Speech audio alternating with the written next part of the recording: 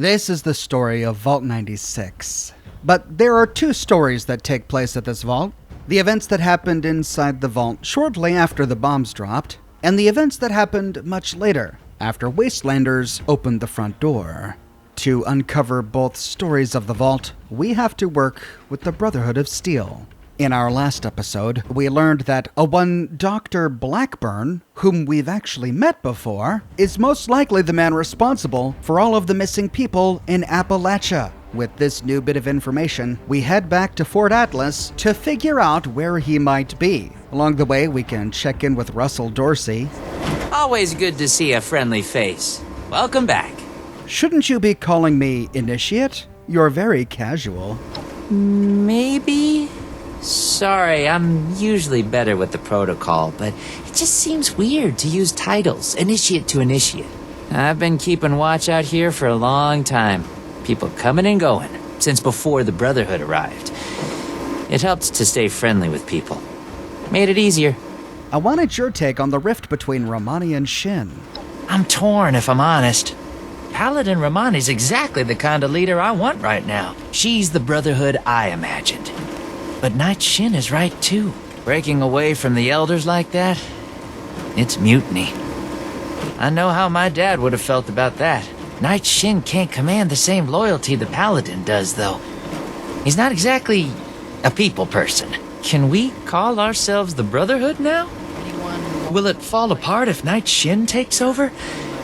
It all makes me nervous. Any problems with the fort? Well, you probably already know about the super mutant attack.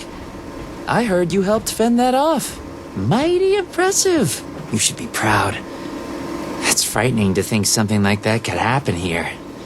But we're still standing, and they're not. Heading inside, we find Romani, Shin, and Valdez talking about the current situation. Even so, I think we can both agree this isn't something we can ignore. Between what we learned at AMS and the journal we recovered from Harper's Ferry, this is big. Vic Adorium? If this is the source of the super mutant threat, I'm prepared to support any action to end it. Initiate. Good timing. I can't believe he just walked in here. He must have been at work even then.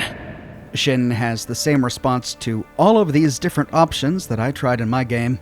I'm disappointed in myself, we can say. I let him get away. The arrogance he must have had to come here, knowing what he was doing. Unbelievable. The question facing us now is how to find him and the people who've been taken. Lucky for us, Scribe Valdez has made a discovery of her own while we were away. That's right. Remember the Pip-Boy you found in the Uncanny Caverns? It took a while to crack the encryption, but I've unlocked it. It came from Vault 96. I'm not familiar with Vault 96. Do we know anything about it? I wasn't able to find anything, unfortunately. I know every vault had a purpose, though. Like Vault 76 was meant to house the best and the brightest to rebuild America. Ostensibly. Vault 96 could be anything. Vault 96? Where's that? It took a bit of research to locate it, but it's well south of here. I'll mark it on your map. How is this related to the abductions? Well, we're not sure it is. What we do know is that we have a definitive lead to follow. The super mutant threat takes priority. If we find the missing civilians in the process, so much the better. But we cannot ignore this lead either way. Unsurprisingly, Knight Shin and I don't see eye to eye on this. Fortunately, in this case, we don't have to. I think they're connected. A vault would be a great place to hide abductees. The Pip-Boy might even have come from someone that escaped. Investigating the vault is our best lead for either mystery, and maybe an answer to both. Then we're agreed. The vault will be your next target. Scribe Valdez will accompany you. A vault is a potential trove of exactly the kind of technology the Brotherhood is meant to catalog and secure. I've marked Vault 96 on your map. We don't know what we're walking into, or even how we'll get in, to be honest. We'll need to be cautious. If at the beginning of the game, when we worked with Scribe Valdez, we didn't do a very good job with all of her tasks, we find an option to say, things didn't go to plan the last time we worked together. This feels like a lot of unknowns. We'll be all right. If things get too technical, I can step in. Or, if we did all of our tasks successfully with Scribe Valdez at the beginning of the game, we can say, I enjoyed working with you before, but that's a lot of unknowns for 2 people. We've made a good team in the past. We can handle it. Don't worry. Scribe Valdez is a full member of the Brotherhood Initiate, and you've repeatedly proven yourself capable. You sure you're ready for the field work? Of course. We've crossed the country on foot and fought raiders, and more. A Brotherhood scribe's life isn't all manuscripts and microscopes.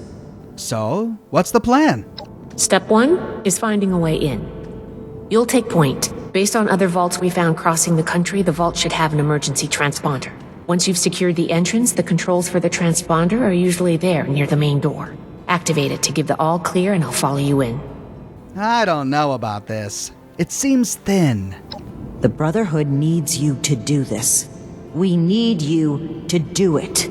Are we sure about this? There's no guarantees, but we have to move on this intel. It's a good plan, and I think we're all in agreement on this one. Find any evidence you can about the missing people and any connection to the super mutants. If Blackburn is there, I want him taken alive. If he really is behind the abductions, he needs to answer for his crimes. You have your orders, Initiate. Good luck. Dismissed. Before heading out, we can walk around the fort to talk to people to see if there's any new dialogue. We find a few new things to say with Initiate Houston. Hey, how's it going? Any thoughts on Paladin Romani, we can ask? Paladin Romani approved my recommendation, so I wouldn't be here without her. She's so confident and determined. I could never be like that, but I'd at least like to try. What do you think of Night Shin? I really thought that Night Shin hated me. But I respect him a lot, and I really want to be a soldier he would be proud of. Heading to Night Shin. I trust you can handle yourself while we plan our next move. Hey, when can I become a knight? You're well on your way to becoming one. Unfortunately, title maintenance is not first or even fifth on our priority list at the moment. We need all hands on deck to deal with the super mutants. Serve us well now, and your time will come. Talking with Paladin Romani. Do you have any questions about your duties? How is Marcia doing lately? If she stayed with the Raiders. You would know better than me, wouldn't you? Seeing as you are the one who last saw her when you failed to bring her back to Fort Atlas? I apologize. But Marcia was supposed to be under our care, and I consider it a personal failing that she is no longer with us. We both should have done better by her. But if she came back to Fort Atlas... Marcia seems to be doing well. Great work on bringing her back here. I never had a chance to thank you. It's very important to me that her and her brother remain safe and here with us. It's the best way to ensure their safety. At this point, we find an option to, again, flirt with her. Even if we didn't flirt with her back at the Blue Ridge Caravan, we can say, now how about another drink? I must say that I did enjoy our previous drink. However, my focus remains on helping the people of Appalachia. Be able to get this list. I am glad to have you by my side while I do so, though. And who knows? Maybe we'll have time later to have another drink someplace more private. Heading to Scram Valdez. Have a question. The past has the answers, but I'm not a bad backup. Can I become a scribe? And if we performed poorly for her at the beginning of the game... Maybe. Someday. Though, after my stint as your observer, I think I'd recommend a different role for you in our organization. But if we performed admirably... Someday. You have what it takes. I've seen that much. I'd have you promoted here and now if I could. Settlers want to rebuild. But the Brotherhood is slow to trust outsiders. You'll have to keep working for it. Be patient, put in your time, and know that I have your back. With that, we've checked up on everyone here at Fort Atlas, and we can now head to Vault 96. We find Vault 96 at the very southern edge of the map. To get there, we take Highway 103 south from Foundation and follow it all the way to the end. As we get close, we see a big elevated metal structure with a floating pod at the very top. Walking beneath it, we find a rusted picker-up truck, a bunch of Vault-Tech boxes, and climbing the stairs, we discover Vault 96. On the ground, there is a freight elevator, but it's non-functional. Taking the stairs up, we find a floating pod here, and inside is a still functional Vault 96 access control terminal. Welcome to Vault 96. Vault status error, vault door error. We can try to access the vault door control. Due to the current state of emergency, normal access control procedures have been suspended. Emergency responders are admonished to respect vault protocols and prevent residents from exiting the vault. Vault-Tech certified emergency response team leaders may override normal security protocols and open the vault door from this terminal. We can try to open the vault door. Validating emergency responder certification, request timed out. Authorizing emergency access, error. Accessing vault door control interlink, error. The vault door is ajar and unresponsive. Please stand by and await vault security for further instructions. And sure enough, heading that way, we see that the door is ajar. When we first discovered Vault 96, long before Wastelanders, this door was closed and sealed. But now, we see tools sitting just outside, including dynamite. There's a big metal bar preventing the door from shutting. Someone has pried this sucker open, and we can enter. On the other side, we arrive in an ice cave. Ice coats the walls, floors, and ceiling of Vault 96, and we find a body right by the door, the body of a Hellcat mercenary. There are Hellcat mercenary bodies littering the ground here. We don't find anything under the stairs, but just in front of the door is a bank of terminals. Lying on a console next to these terminals is a holotape. Return to Appalachia. Personal log, Dr. Edgar Blackburn. Return to Appalachia. After all these years, I have come back. Back to Appalachia. To West Virginia. To the home of my greatest personal and scientific failure. Academic research was a dead end. The world was descending into riots and ruin. Food shortages were increasing. Generating papers in a university lab to attempt to secure tenure seemed pointless. It felt irresponsible in the face of everything happening. Westtech approached me about joining the Greenhouse Initiative, genetic engineering to produce new crops and multiply production. It swept away my concerns about joining the private sector. Here was a chance to be on the cutting edge and solve real problems at the same time. Dr. Dumont described the goals of the Panimmunity Virion and the Greenhouse Initiative in terms that set my mind ablaze. There was satisfaction to be had there, doing the best work, advancing humanity, making the world better than it was. Then the funding vanished. The research staff was being cut with no explanation, simply a shift in priorities. Dumont begged me to stay, promising the new work would be vital and challenging. To my everlasting shame, I did end log. It's the voice of Dr. Blackburn, and those who have watched my video on why super mutants are here in Appalachia, the story of Westtech in Appalachia, will understand why. The Greenhouse Initiative was an experiment undertaken by Westtech in Appalachia, but as we learned from the terminals within Westtech, that project was scrapped in favor of experimenting on the Panimmunity Virion project, which, as we all know from the events of Fallout 1, became FEV, the Forced Evolutionary Virus. Dr. Blackburn here is telling us that he was one of the scientists at Westtech who worked on FEV. These monitors are called the Vault 96 monitoring terminals. Vault status, emergency lockdown, vault door error. Select a document to view. In the first one, emergency management system documents, we find 4 options in the first overview. Congratulations! Your vault has been equipped with the latest in automated emergency response technology, the Vault-Tech Emergency Management System. The Emergency Management System is a comprehensive database of automated contingency protocols developed to assist overseers, vault residents, and, when/if available, Vault-Tech field personnel in identifying, diagnosing, and resolving a wide array of potential emergency situations.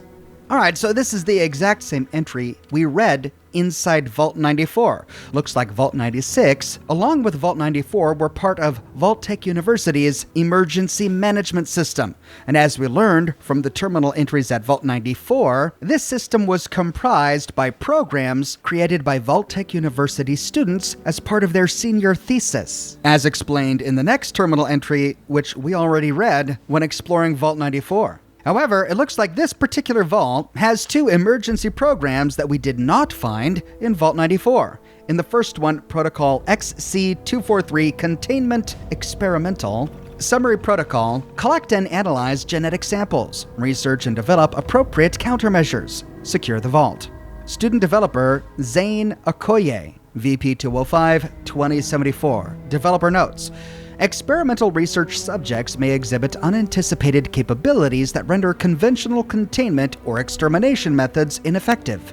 This protocol compensates by employing the Vault-Tec Automated Research System, ARS, to conduct emergency research projects, formulate, propose, and test hypotheses, and correlate those hypotheses with extant Vault systems to identify the most effective countermeasures available to emergency responders. If the Vault's ARS includes an automated fabrication system, models R-5800+, this protocol additionally co-ops the ARS research credit system to support credit-limited fabrication of countermeasure devices. Credits are used as a limiting factor to prevent the fabrication of ineffective devices, or the exhaustion of Vault fabrication resources on a single emergency.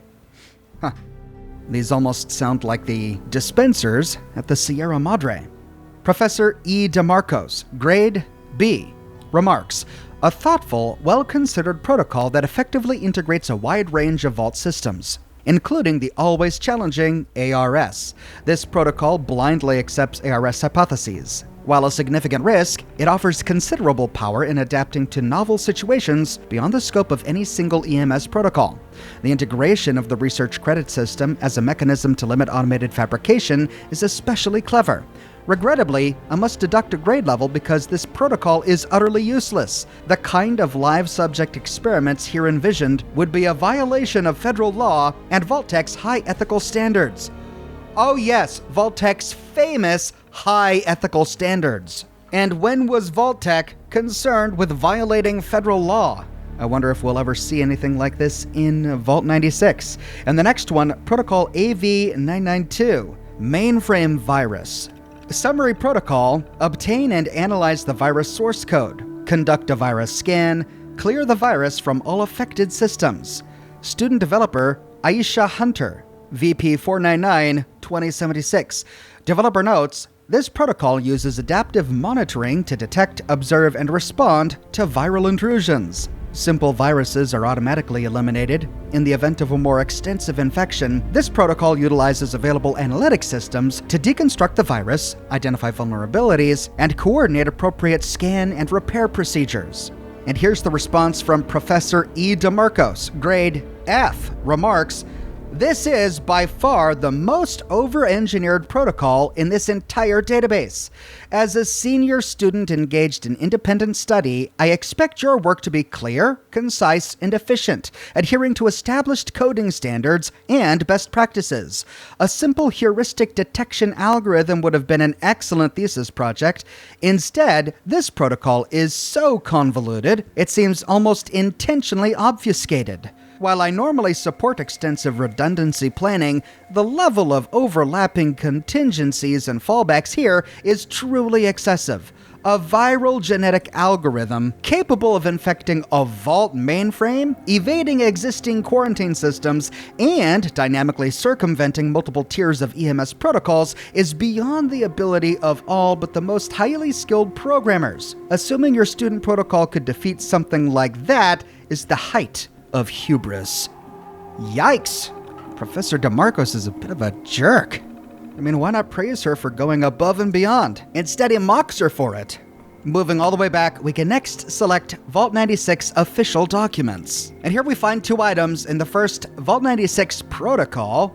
Welcome to Vault 96, an ark for the atomic age. Within these walls lies one of the world's largest cryonic storage facilities, with thousands of animals carefully cataloged and preserved in stasis. In the aftermath of a nuclear war, mass extinctions and mutations will devastate the outside world. Your mission is to monitor surface conditions, assess genetic damage to local fauna, and, as conditions warrant, gradually reintroduce species to correct genetic drift and restore ecological equilibrium.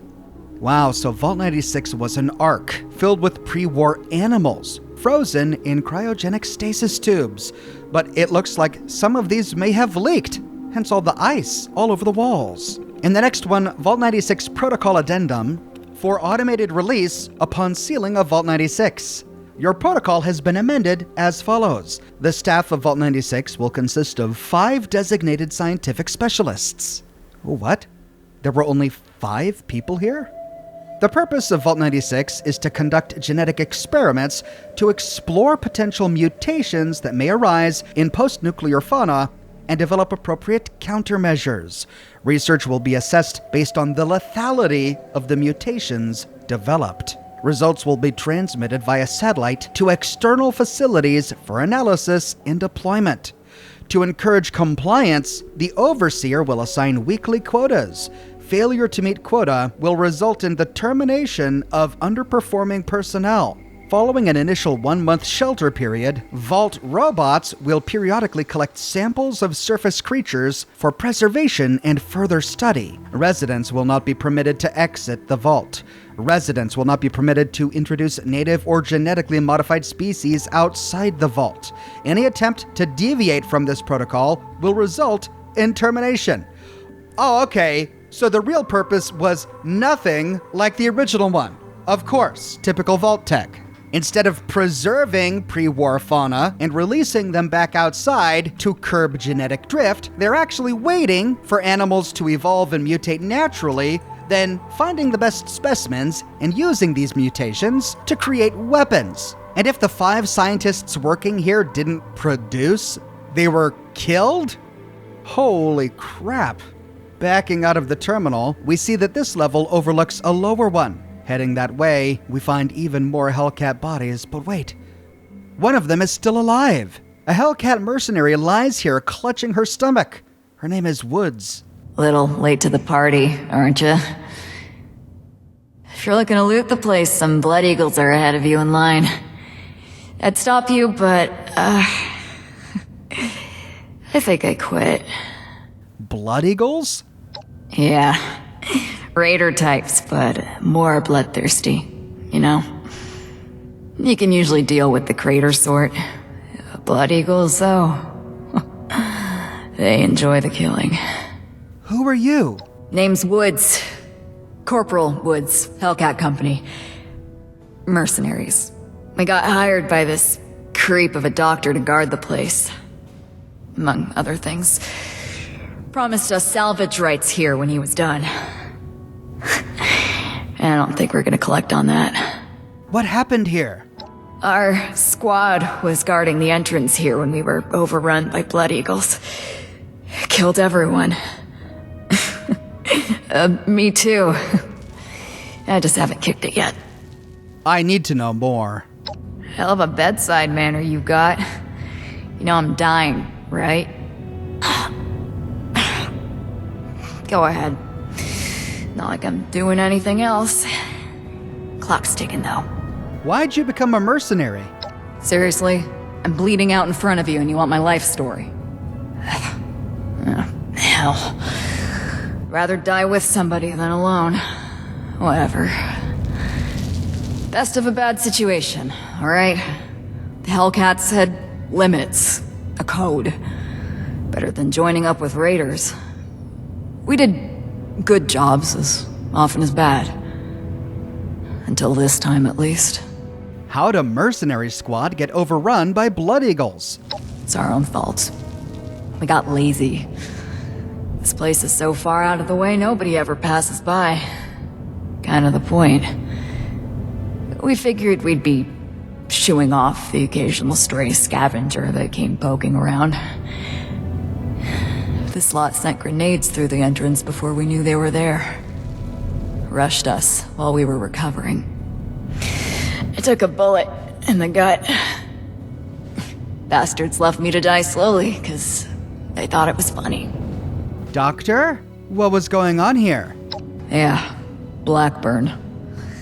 Real unnerving guy, even before we found out what he was doing. Kidnapping was just the start of it. We should have cut ties then, contract or no. Even mercs should have lines they don't cross. I'd say I didn't have a choice, but we're mercenaries. We do it for the money, not some noble ideal. Nobody to blame but ourselves. Are the abductees here? Jesus, interrogating a dying woman. That's stone cold. Aw, don't look like that. I'm just fucking with you. This is important. Maybe you can fix our mistakes. It's where he had us bringing him. Other squads did, I mean. I was just guard duty. Not that it makes me any less guilty. Whether or not any of them are left alive? No clue. Wouldn't count on it with the Blood Eagles ransacking the place. Can't figure the dock will last long either. That doesn't bother me, though. There must be something I can do to help you. That's kind, but it's a little late for that. I've seen enough gut shots in my time to know a stim pack and bandages aren't gonna fix this. This one's got my name on it. God knows I've done enough to deserve it. Hold tight. I've got a Brotherhood scribe coming. We can help you. Love the optimism, but my ticket's punch. I think I can go easy, knowing someone's gonna take out those Blood Eagles. Make better choices than I did.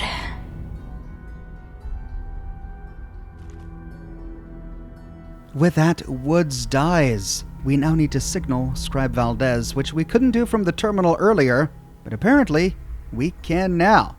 We need to head back up towards the terminals, but first we'll explore this lower area. We find one first aid kit next to a weapons workbench. There is a staircase on the opposite side of the wall. This leads us up to another platform overlooking the large entryway, and here we find another holotape, the Vault 96 community meeting.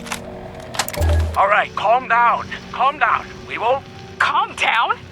Eric, what kind of scam is this? Look, I know this isn't what you expected. I'm still trying to process it all too. Bullshit. You worked for Vault-Tec. You had to know. Jeanette, I already told you. So, the door has sealed. There is no way for us to reopen it. Apparently not. And it's just the 5 of us in here? That's right. That's crazy. You could fit an entire town in here. I want to know about the experiments. Are there really 10,000 creatures in cryo here? And instead of preserving them, you want us to experiment on them, induce mutations, optimize for lethality. Those are our orders. You will all have weekly research quotas to meet. And if we refuse? Or fall short? Anyone failing to meet their quota, or otherwise trying to rebel, will be eliminated. You can't be serious. Sir? I'm afraid so. So these were the scientists stuck in Vault 96, and we already recognized one of the names, Eric DeMarcos. E. DeMarcos. Eric DeMarcos, the guy in charge here, apparently, was the professor who was grading the project proposals that we read about from students at Vault-Tec University. He was not only their professor grading their work, but he was assigned to this vault in the event of an apocalypse. Heading back to the Vault 96 monitoring terminal, we find a new option. Activate the emergency transponder. After it's activated, we turn around to see Scribe Valdez waiting for us. Wow, it's freezing in here. Look at all this ice. The environmental controls must be damaged. What happened here? Those are Hellcat Company uniforms, right? It looks like a massacre. One survivor, but I couldn't save her. Said they were working for Blackburn. Then Blood Eagles arrived and overran them. Blood Eagles? What are they doing here? Looks like Paladin Romani was right. There's a link between the abductions, Blackburn, and the super mutants. We still need to figure out what. Blood Eagles got here before we did. Wiped the mercs out. The Blood Eagles are still inside.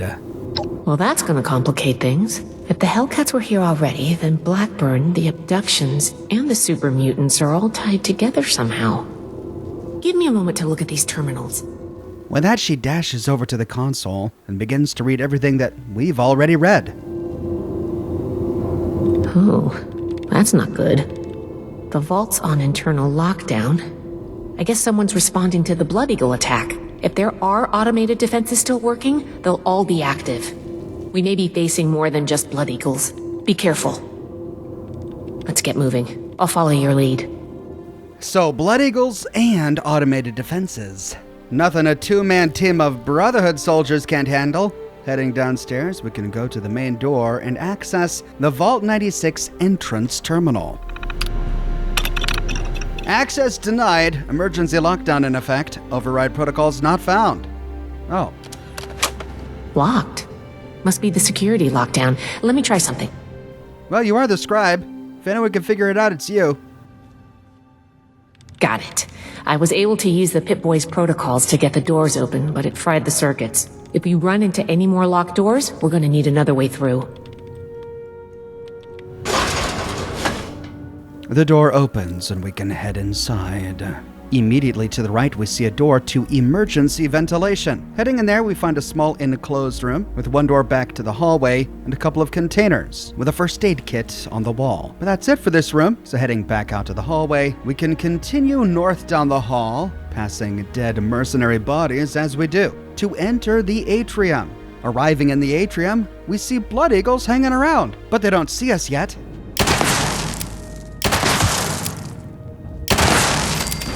Well, apparently they didn't hear that. We can try to take advantage of it. I gotta lay off the chems.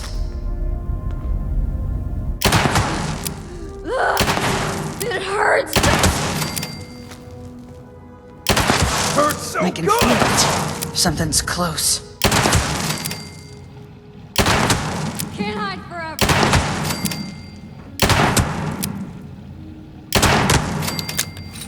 That clears the Blood Eagles in this Atrium level, but we hear more talking nearby. Heading back upstairs, we can try to find them. Oh, Valdez found them.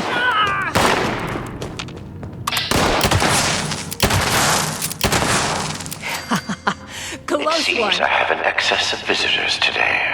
Ah, yes. The one I met at Fort Atlas. I did hope we would meet again under more convivial circumstances. These are not they, unfortunately. I have no quarrel with the Brotherhood, but I must ask you to leave immediately. Please leave me be. I cannot be responsible for what may happen if you remain. Oh, that kind of sounded like a threat to me, Blackburn. Well, before we explore all of the rooms here, let's head back to the entrance of the Atrium, just so that we can have a point of reference. I guess we found Dr. Blackburn. Looks like most of this place is locked off. We need to search everywhere, but our options are limited right now. I think that door labeled Mainframe is stuck open, though. Let's start there. Start with Mainframe, says Valdez as she runs continuously into a big red box. Okay, there's the Mainframe wing. And you know what? I think I don't want to start there. Sorry, Valdez. I'm going this way.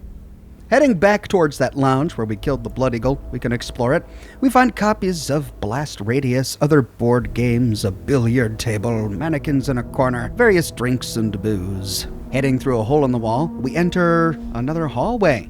There's the door that leads back to the big atrium, and this door leads to the research wing. We find an ID card reader here, but sadly, we can't use it. And we can't open the door back out to the atrium. There are windows in the northern wall showing us there is another room over there, but there's no door here. So back into the lounge, we can head back to the atrium. We'll start by heading to the middle of the atrium on this upper level. We see the ice has created a bit of a walkway connecting the middle platform to the entrance one. Peering over the banister, we see doors and hallways, many of which are sealed shut by the ice. Moving all the way to the northern side of the upper atrium, we do find the door to the Overseer's office, but it's locked with a keycard reader.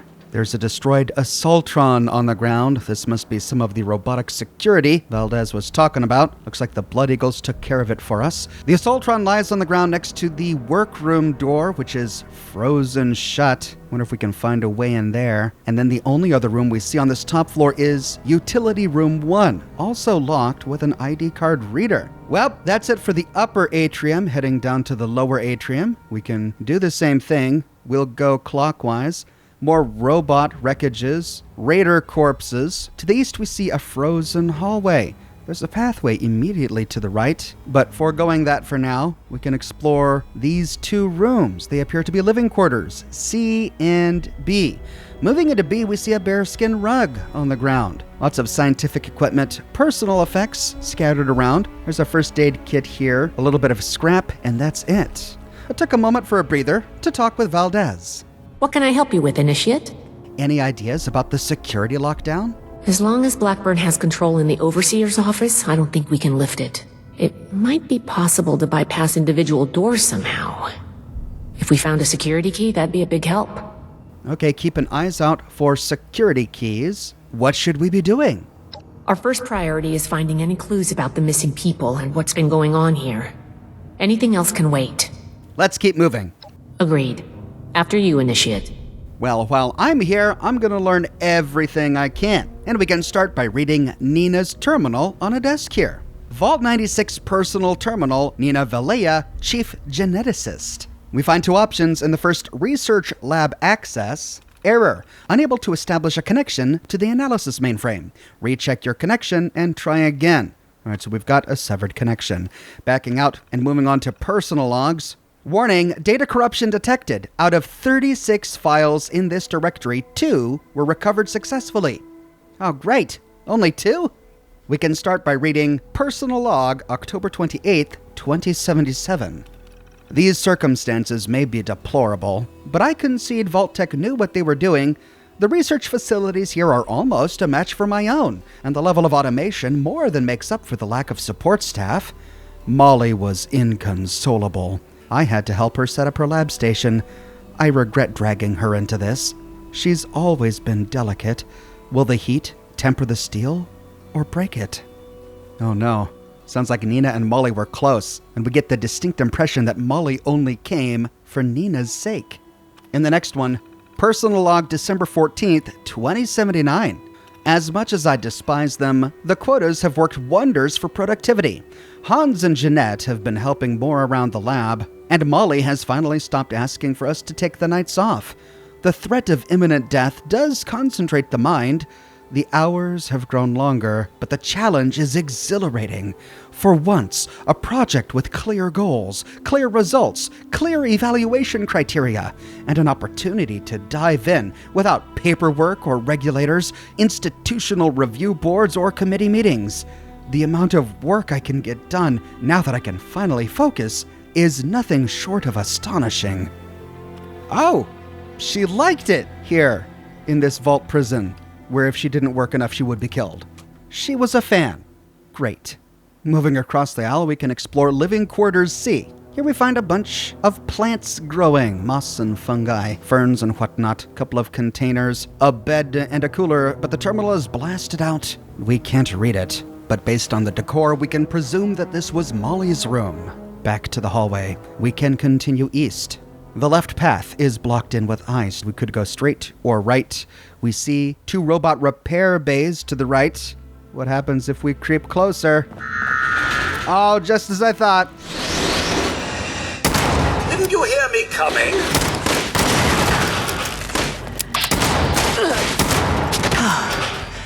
Glad that's over with. So the automated vault security is still functional. Moving this way and rounding the corner, we arrive back at the Atrium. Oh, okay. So this was the hallway we saw on the other side of that gap. Turning back around and retracing our steps past the 2 living quarters we explored, we can go straight, but this just leads to a door locked with an ID card reader. So the east is a dead end. Moving back to the Atrium, we can look up at the sheer scale of this place, and it's then that we notice the Overseer window in the Overseer's office, and there we see a man. It's the figure of Dr. Blackburn. He stands at his computer, typing in something wildly, and it's from here that he occasionally speaks to us over the PA system. We explore the lower atrium counterclockwise, finding a few nooks here and there in a few containers, until we arrive at the southwestern corner. Here we find a staircase going even lower, and at the bottom, more robot repair bays. There is a staircase going up to the left, a blocked door to the west, and just as we see a staircase going up and to the right, we hear gunfire. Oh, what's going on? turning left and heading up the stairs, we can try to find out what's going on here. At the top of the stairs, we hear that the gunfight is really loud now. You know what? I bet you that's just Blood Eagles fighting robot security. And heck, I'll let the security take care of him. I'm still exploring the Atrium. So turning around and retracing our steps, we can let them kill each other.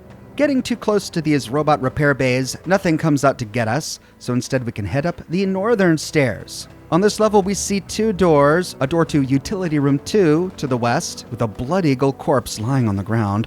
Heading inside, we find consoles and chairs, a little bit of scrap. This leads to a room immediately to the north. This room has consoles and tables. It then turns east, leading to a staircase going north and a door going east. Heading up the stairs, we arrive at the door to Reactor Monitoring. And this is also locked with an ID card reader, so we can't go that way. Heading back down the stairs, we can move east. This appears to lead to another bedroom. This scientist had a TV at the foot of his or her bed. We see scrap on a shelf, a first aid kit, a few containers, but no notes, no terminals. Due to the robot parts littering the room, we can presume this is Jeanette's room. Now from this room, we see a door to the east that appears to go back to the atrium, and then also a door to the north. Moving north leads to a cafeteria.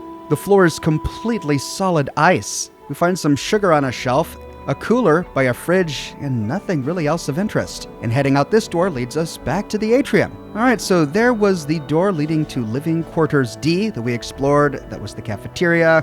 We'll continue clockwise. The next door is blocked in with ice, and passing by more Blood Eagle bodies, we finish the entire loop. Well, the only door we have left to explore is the one Valdez wanted us to go through, the door in the upper atrium towards the Mainframe wing. Heading that way, we go through an icy tunnel and we arrive at a section at the top of that staircase we climbed earlier. This is where we heard the noise of the gunfight, and the gunfight is still going on. Passing by a couple of robot repair stations, we see wounded Blood Eagles, and we can finish them off.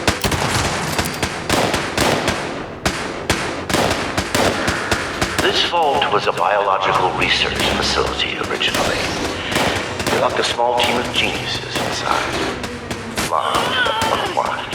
Perhaps it is fitting that I found this place. I have been honest about my purpose, after a fashion, but less than forthcoming about its nature.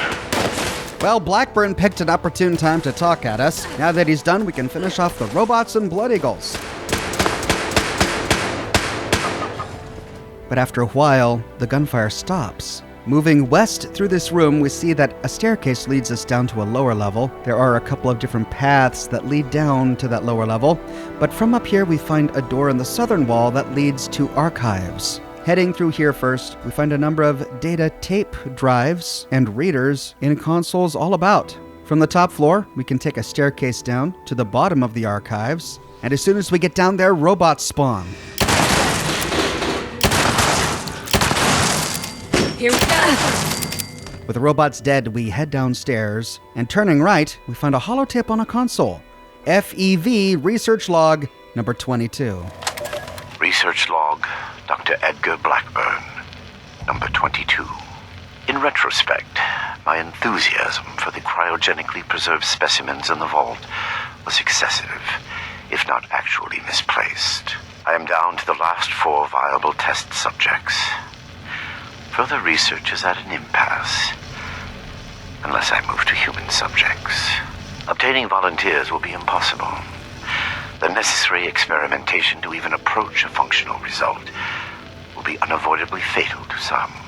I will have to take extreme measures to obtain subjects. Thousands, perhaps millions of lives will be saved. Utility trumps sentimentality. End log.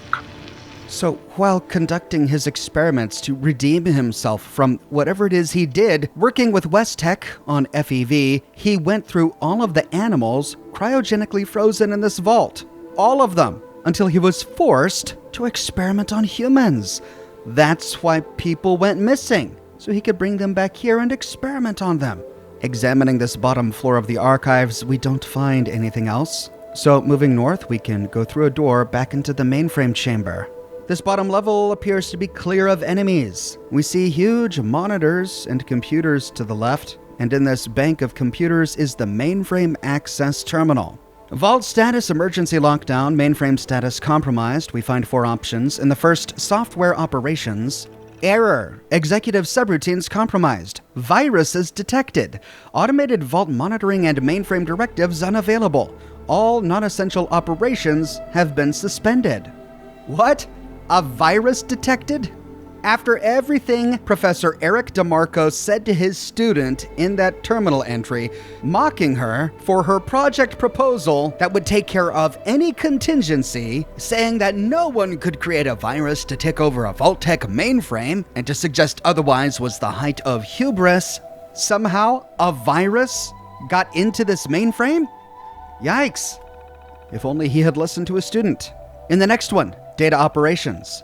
Error, executive subroutines compromised, virus detected. Automated vault monitoring and mainframe directives unavailable. All non-essential operations have been suspended. And the next one, subsystem operations. Error, subsystem control transferred to Overseer's personal terminal. Oh, we got to get to the Overseer's office. In the next one, system specifications.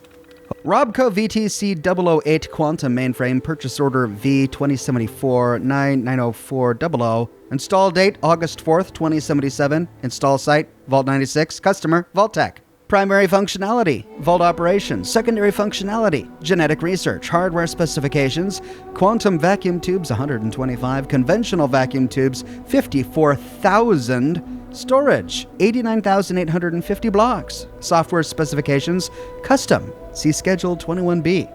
Backing out of the mainframe, we now know we somehow need to get into the Overseer's office. On a console near to the mainframe terminal, we find a note. Vault 96. My discovery of Vault 96 feels, despite my abhorrence of magical thinking, like predestination. A biological research facility, unoccupied, simply waiting for me to discover it. Everything in its place. Its systems ready for my arrival. Examination of the Vault's computer systems and other records found leads me to understand that previous residents introduced a virus into the mainframe in an attempt to end some kind of hostilities with it. This may explain the unsealed door and their untimely fates. The mainframe requires some work to bring fully online, but any hostile programming it has been eliminated by the virus they introduced. Too late to help them, perhaps, but sufficient to clear the path for me. Oh, so the virus infecting the mainframe was made by the scientists imprisoned here. It was made by DeMarcus. Oh, so I guess he's actually pretty glad that he failed that student and didn't incorporate her antivirus software. That's some forward thinking.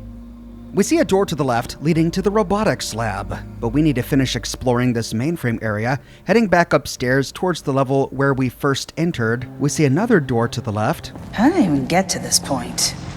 And a voice on the other side of it. But before we head through that door, we can move to this center area to find a terminal and a console. The Quantum Research Lab terminal. Quantum stabilization field inactive. Quantum field generators inactive. Quantum inverters active. Mainframe quantum particle coherence is within normal parameters. All systems stable. Entry 1 error. Timestamp corrupted. Blast these computers.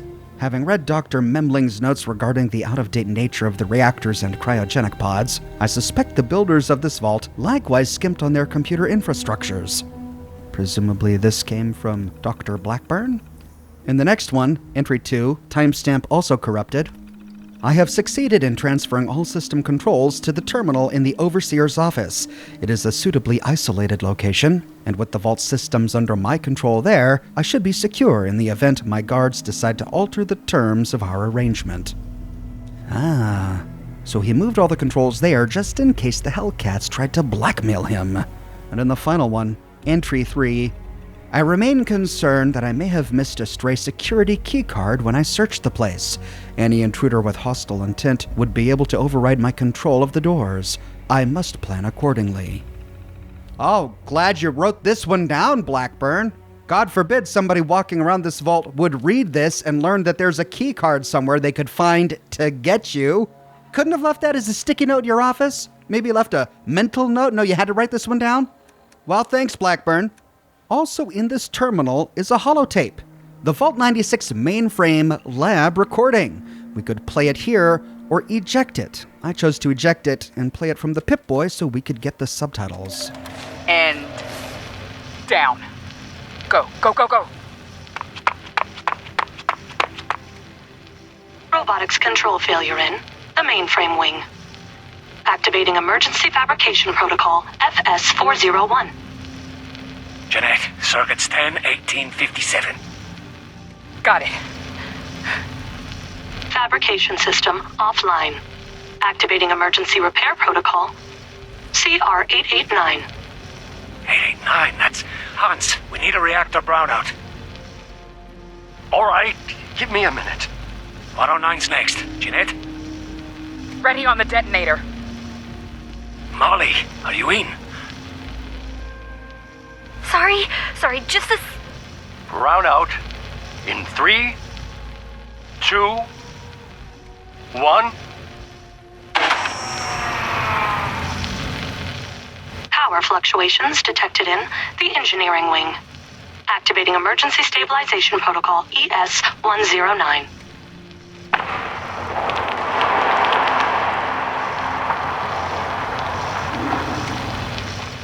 Detonation in the cryogenics wing. That should do it. Activating superseding protocol Omega. Eric? That's not in the database. What? Protocol confirmed. All exits have sealed to prevent a containment breach. Calculating optimal process to exterminate all personnel in the vault. Done. All remaining personnel may now be terminated. I'm locked out! Here, I got it. Cover the door.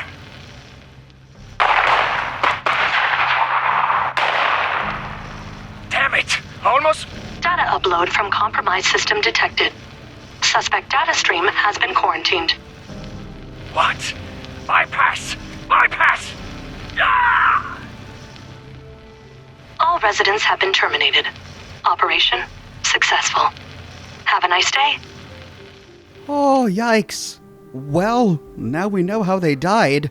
Sounds like at the very end, all of the Vault scientists here rallied together to try to defeat the system.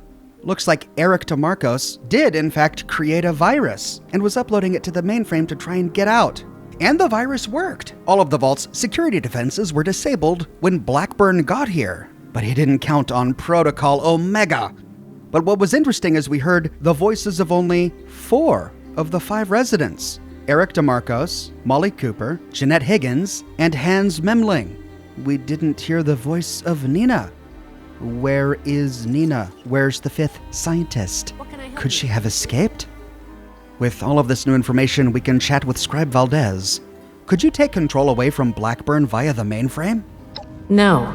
It appears he transferred all main system controls to the Overseer's office. It's the smart move with the Blood Eagles here. Yes, but he made that move even before the Blood Eagles got here. He was more concerned with his own Hellcat mercenaries. Let's keep moving.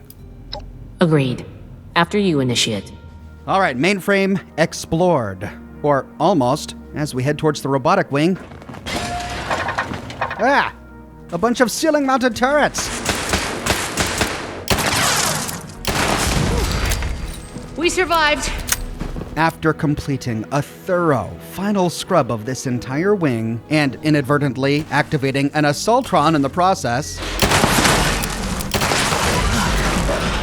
Glad that's over with. We can at last move through the northern door to explore the Robotics Lab. And almost immediately, we trigger a Protectron to spawn. Engaging new hostile alarmed. Law and order will be restored. Moving inside, we see a number of other repair bays, but they don't seem to be functional. At least no robots come out of them. There are lockers and shelves bedecked with scrap, but nothing else on this lower level, so taking the staircase up to the 2nd level, we can round a corner. Here we find more shelves and robot parts, and we see a couple of Blood Eagles through a door to the east. We can take them out. Keep trying! Useless. We survived! Before moving into that room, we can turn right to read the Robotics Workstation. This is the workstation of Jeanette Higgins, Chief Robotics Technician. We find 2 entries in the first work orders. Warning data corruption. Out of 18 files, 0 were recovered. Oh, lame. We don't get to find out what Jeanette Higgins was working on. Backing out, we can move on to her personal logs. Warning, out of 94 files, 3 were recovered. We can start with personal log, October 25th, 2077.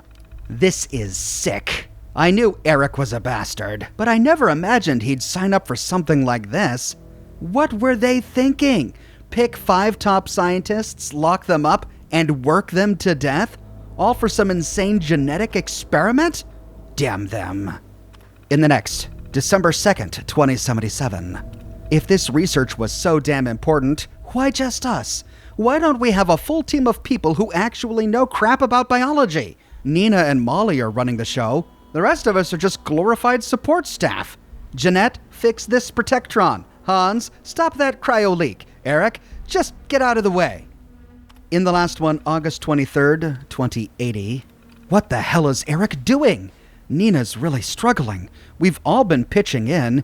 Even Hans is down in the lab this week. Meanwhile, Eric just sits up in his office, pecking away. What's he doing up there? Filing reports with Vault Tech? His life is on the line here too. Unless there's something else he hasn't told us. I wouldn't put it past him. I'm gonna give that asshole a piece of my mind. So several years into this Vault experiment, the work orders keep piling up, the quotas keep getting bigger and bigger, and at last Nina, the one who actually liked this experiment, is starting to struggle. Everyone else is helping her so that she meets her quota, but not Eric, not the guy in charge. Why? Maybe she was right, maybe he was working on something. In the next room where we killed the Blood Eagles, we see they were guarding a door to reactor monitoring. Behind us is a door to the mainframe chamber. These were the Blood Eagles we heard talking on the other side of it. There's a little bit of scrap in this room, but nothing else. Against the northern wall, we find a terminal fuse box. This is connected to a security door control terminal that's locked with a skill level 3 lock. We could try and hack this sucker, or we can try to short circuit the terminal. Nice. Heading through the door to reactor monitoring, we creep through a small room, which opens up into a large hallway. We see it goes straight to the north, and then a path going down to the right. Your persistent refusal to depart is a distraction I do not need. Please, I am asking you again, leave this place and do not return. There is nothing for you here but sorrow. Whatever you think you will accomplish here, I promise you that you will not. He can promise us that we're not going to rescue people? Well, we'll see. Heading straight first, we find some more Blood Eagles. I can feel it. Something's close.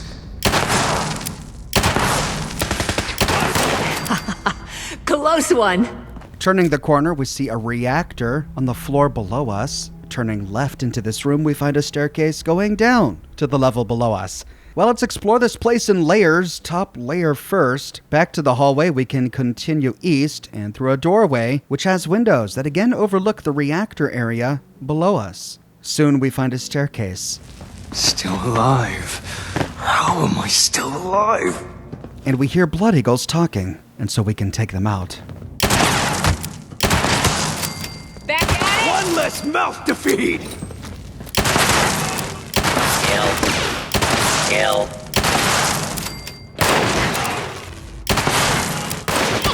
Shit!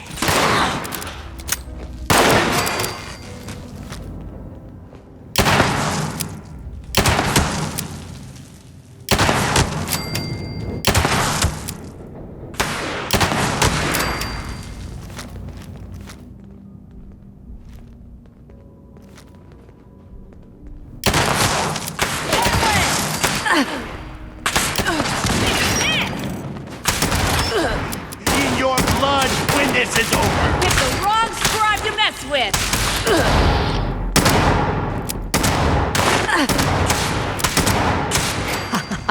Close one. At last, with the Blood Eagles and robots all dead, we can try to explore this place. During the fight, we pushed through the hallway all the way to the eastern side of the room. On this upper level, we see a console next to where the Protectron came out, and here we find a note, Breakthrough. Some success at last!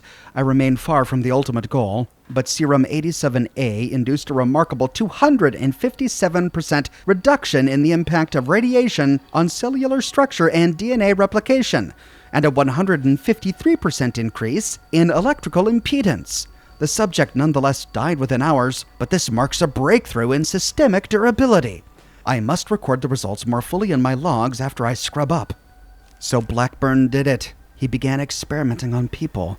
How many people did he end up killing? From this level, we see a door to the west leading to gas storage. But I want to finish exploring this upper level first. So turning right, we can move south, where we find another upper level. In a console here, we find the engineering workstation. This is the workstation of Hans Memling, chief engineer. In the first work orders, warning, out of 592 files, 0 were recovered. We don't get to see what he was working on.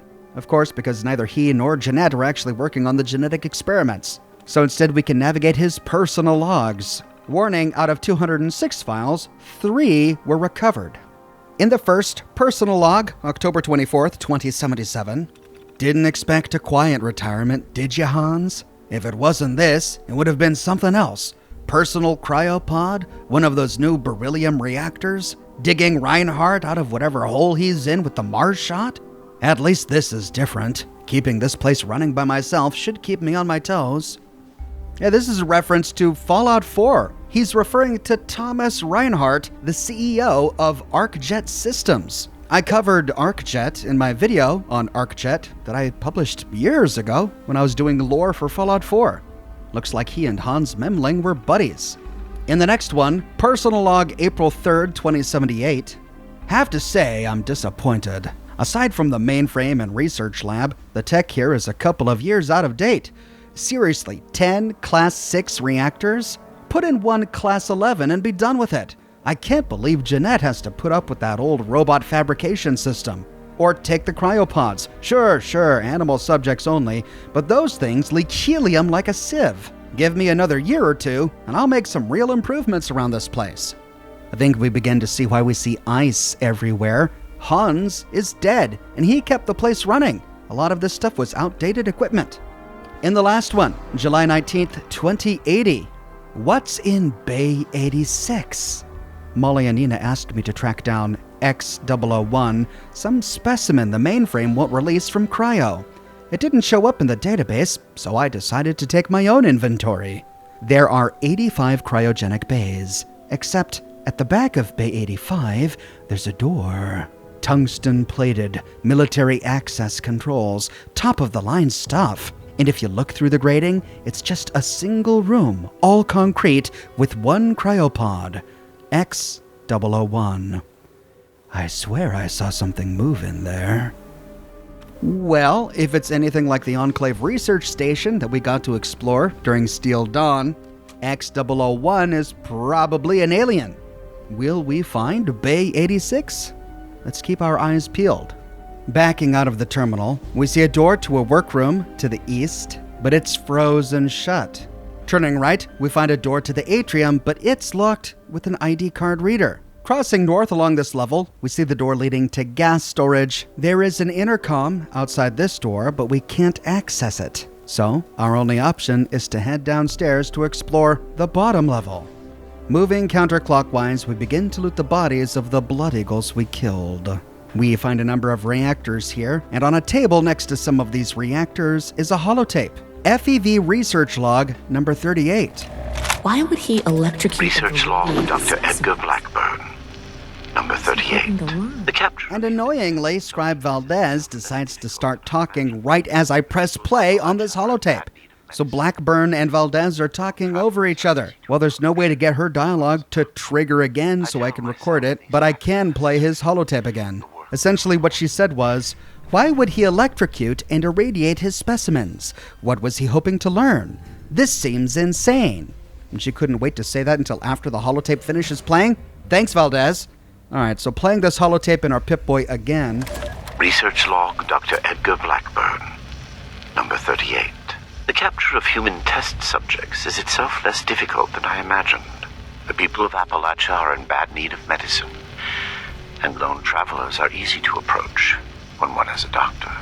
I tell myself these acts are necessary, the work too important, and I cannot complete it without living human subjects to experiment upon.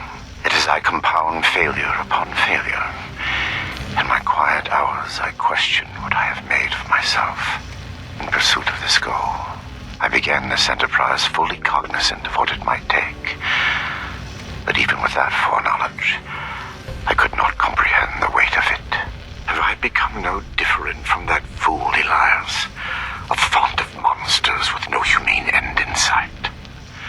Am I deluded in believing myself capable of success? These moments pass.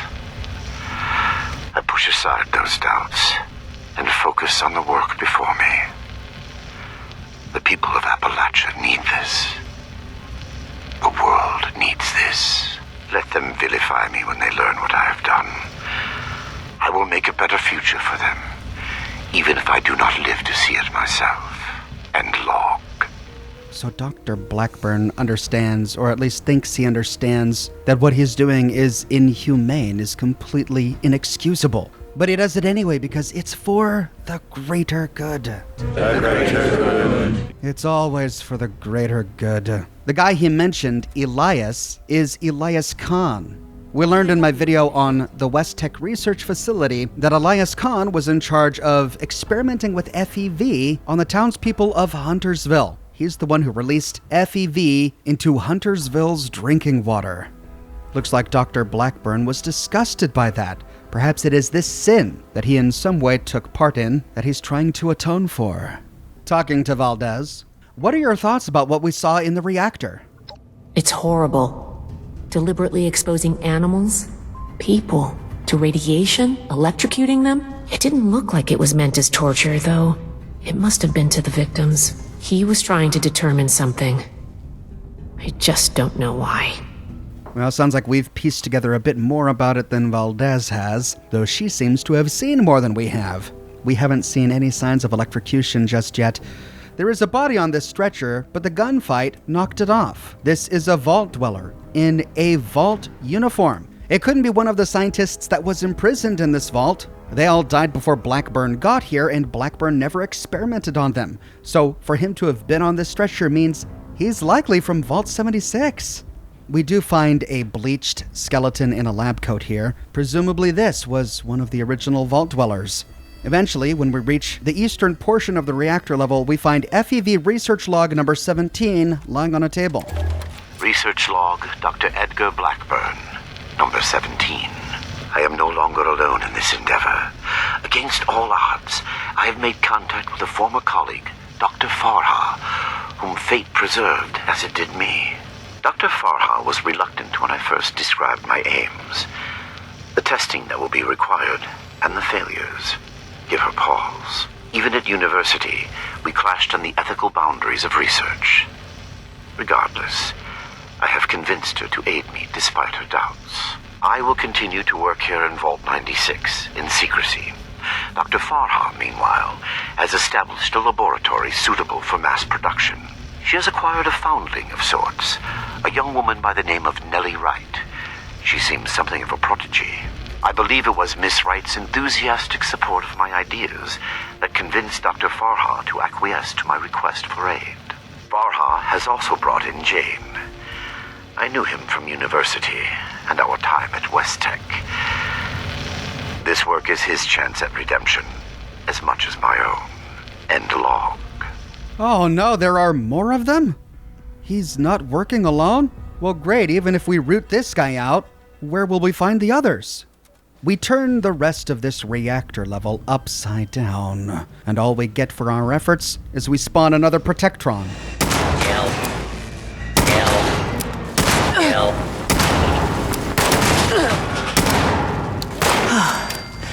Glad that's over with. At last, with every nook and cranny explored, and every door blocked to us but one, we can head upstairs, move east, and again examine the door leading to gas storage. But this time, as we approach the intercom... Is that you, Basher? We have three options. We could lie and say, yeah, it's me, Basher. Wow, you're an even worse liar than I am. Wait, that voice... I know who you are. Or we could say, I'm with the Brotherhood. Oh, great. Just what we need. Hey, wait a second. I recognize that voice. We could again lie and say, nope, we don't know each other. You're that clown that screwed things up for me at Fort Atlas. You know her? We're in bad shape here. The doors slammed shut and cut us off from the rest of the gang. We've got robots attacking every few minutes. We need help. Or we could say, is that Tally Lang? You're that clown that screwed things up for me at Fort Atlas. You know her? Listen, we're in a bad way here. Cut off from the rest of our people and the damn robots keep coming in waves. We need help. Indeed, we do remember Tally Lang. She, along with Dr. Blackburn, was one of the petitioners we interviewed at the very beginning of the game. It's pretty scary out there. Just a bunch of orphans helping each other out. We're practically just kids. Had to grow up on our own. We'd sure feel a lot safer with some of those high-tech guns these Brotherhood have to scare off all the maniacs out there. I thought you were a poor, helpless orphan. Why are you in here with a bunch of blood eagles? Hardy har har. Let's get serious and make it quick. I can help you and you can help me. Even if we could, why would we help you? The goodness of your heart? Ain't you the good guys? Look, I've got something you're gonna want. Help you? I can't even get through the door. I can fix that, but you gotta agree to help first. I can make it worth your while. What kind of help are we talking, Tally? I've been trying to get us out of here since we've been locked in. I just found this vault security key card. Should open all the doors in this place. You help us, and it's yours. And just as Dr. Blackburn had feared, someone found his missing keycard. Convenient. We have a number of options we could say. Well, why didn't you just use the keycard to escape? I told you I just found it, dummy.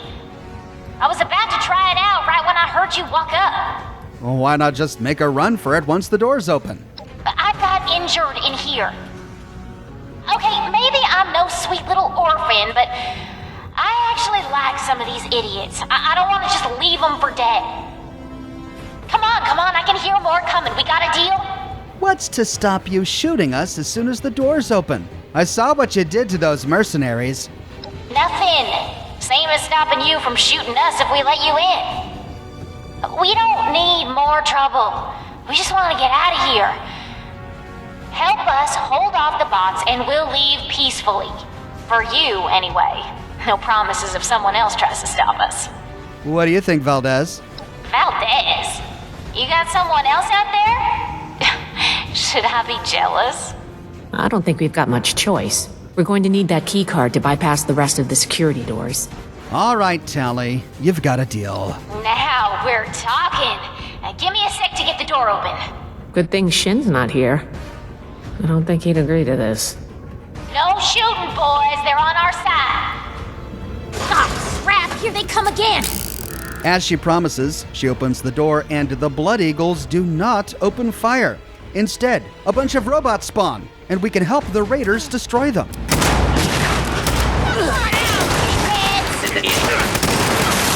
Shit! Come on! Try that Blood pumping. That hurt. Damn, that hurts.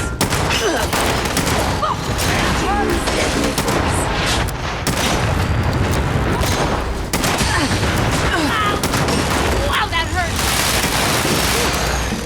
We survived. I ain't gonna die in this place. Hey, we ain't friends, okay? After clearing all of the robots, we can track down Tally Lang and have a chat with her. Damn. Good thing you showed up when you did. Looks like I was right about you. Shame we keep meeting under these circumstances. We could get into some real trouble. Can't believe the Brotherhood bailed us out.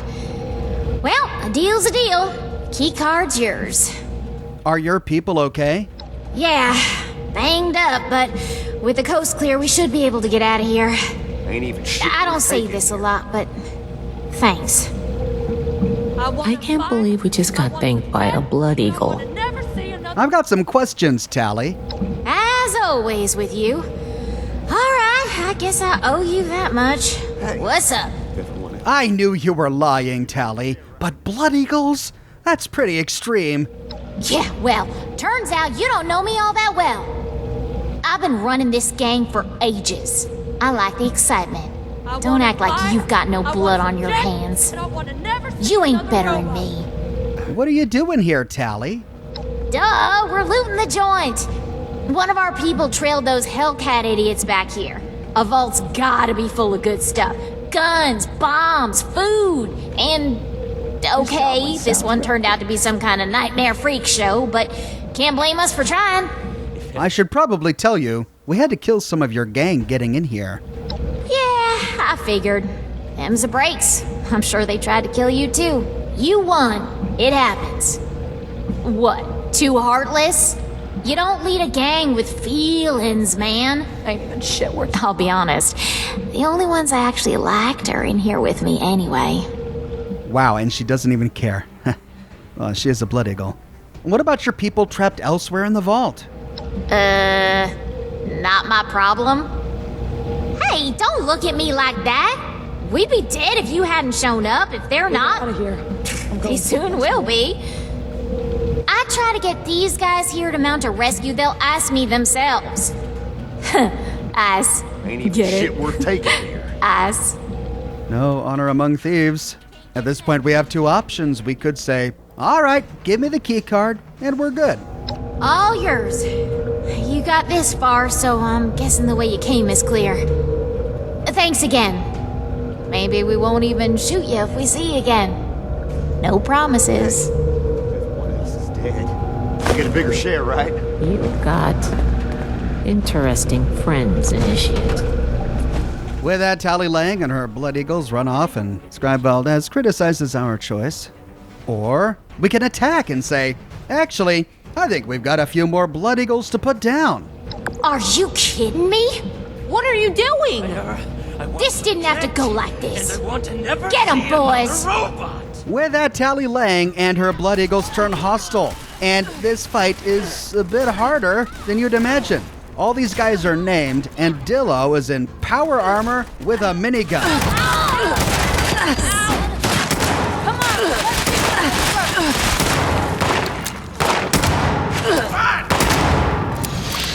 That all you got? You think you can take me? Wrong scribe to that! Ain't getting out! Make a mistake, coming after me! Now! Close one. You shouldn't have done that, Initiate. There didn't need to be any more killing. And with that, we kill the blood eagles, and Scribe Valdez again criticizes us. Man, nothing we can do makes this lady happy. If we chose to kill her, we have to loot the Vault 96 security key card from her corpse. When we're done here, we'll have a team check all these pods. There might still be someone alive in one of them. Well, there wouldn't be. Vault-Tec stored animals in all these pods, as they made clear from the lore, though perhaps Dr. Blackburn put people in the pods later. Maybe that's what she meant. And now we can explore the cryogenic pods. We'll head back to the door as a point of reference before we start exploring.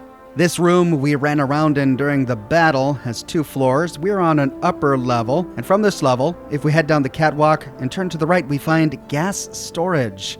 Here we find a bunch of tanks, presumably filled with gas, a couple containers filled with scrap, and then a door in the southern wall to a workroom. Now that we have the ID card, we can open it. This workroom leads directly to the Atrium. There's nothing much in the workroom, a little bit of scrap and a chemistry station, and we don't need to go back to the Atrium yet, so heading back to gas storage, we turn east to see a door leading to Cryonics Bay 1, but we'll head back into the Cryonics Lab to finish exploring up here first. We see that this lab is absolutely huge. Turning east, we see multiple levels and lots of pods. Using a staircase in the middle of this room, however, we can head down to the bottom level and explore what's in these pods. And, well, they're not animals or people or even aliens. It's stones? Each of these pods is emitting some sort of weird humming sound. And floating in the middle of each of them is some sort of stone. Doesn't look like ultracite. Maybe it's an animal that has been frozen solid. A human that has been frozen solid and is floating? I don't know, it's just not really explained. Something Lovecraftian? Maybe. Now from here we see a door in the eastern wall leading to another lower level section, but I wanted to go back upstairs and start exploring that way from the upper level. So moving east, we could go left or right. Moving left and exploring clockwise, we see a staircase covered in ice leading downstairs. We'll check there in a bit. Continuing around, we see a door in the eastern wall leading to another chamber. Our pathway continues south, where we arrive at yet another huge section. This place is absolutely sprawling. If we turn right and loop around, we arrive at the door back to gas storage. This is the door that led to the workroom and out to the atrium. Okay, well, we completed that loop. We find a break in the southern wall. This leads to another bedroom. Its proximity to the reactor monitoring room, however, leads us to believe that this may be the room of Hans Memling. Heading out, we arrive in a hallway that must lead back to the atrium, but it's blocked in with ice.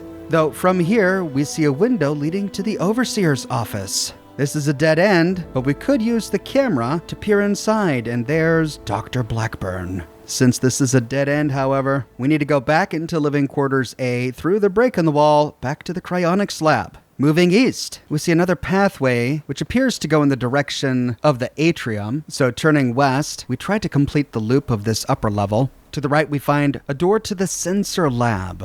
Moving into the sensor lab, we find a weapons workbench. All right, we can scrap on down. A lot of scrap, some ballistic fiber, an armor workbench, nice, and that's it. Back out to the Cryonics Lab. We see our path to the north is blocked in with ice, so we now need to go down to the lower level. Heading to the northern side and taking that frozen staircase down to the lower level, we arrive in a room filled with naked bodies. The corpses of dead settlers lie scattered about, and on a table is the note, "Corpse Disposal."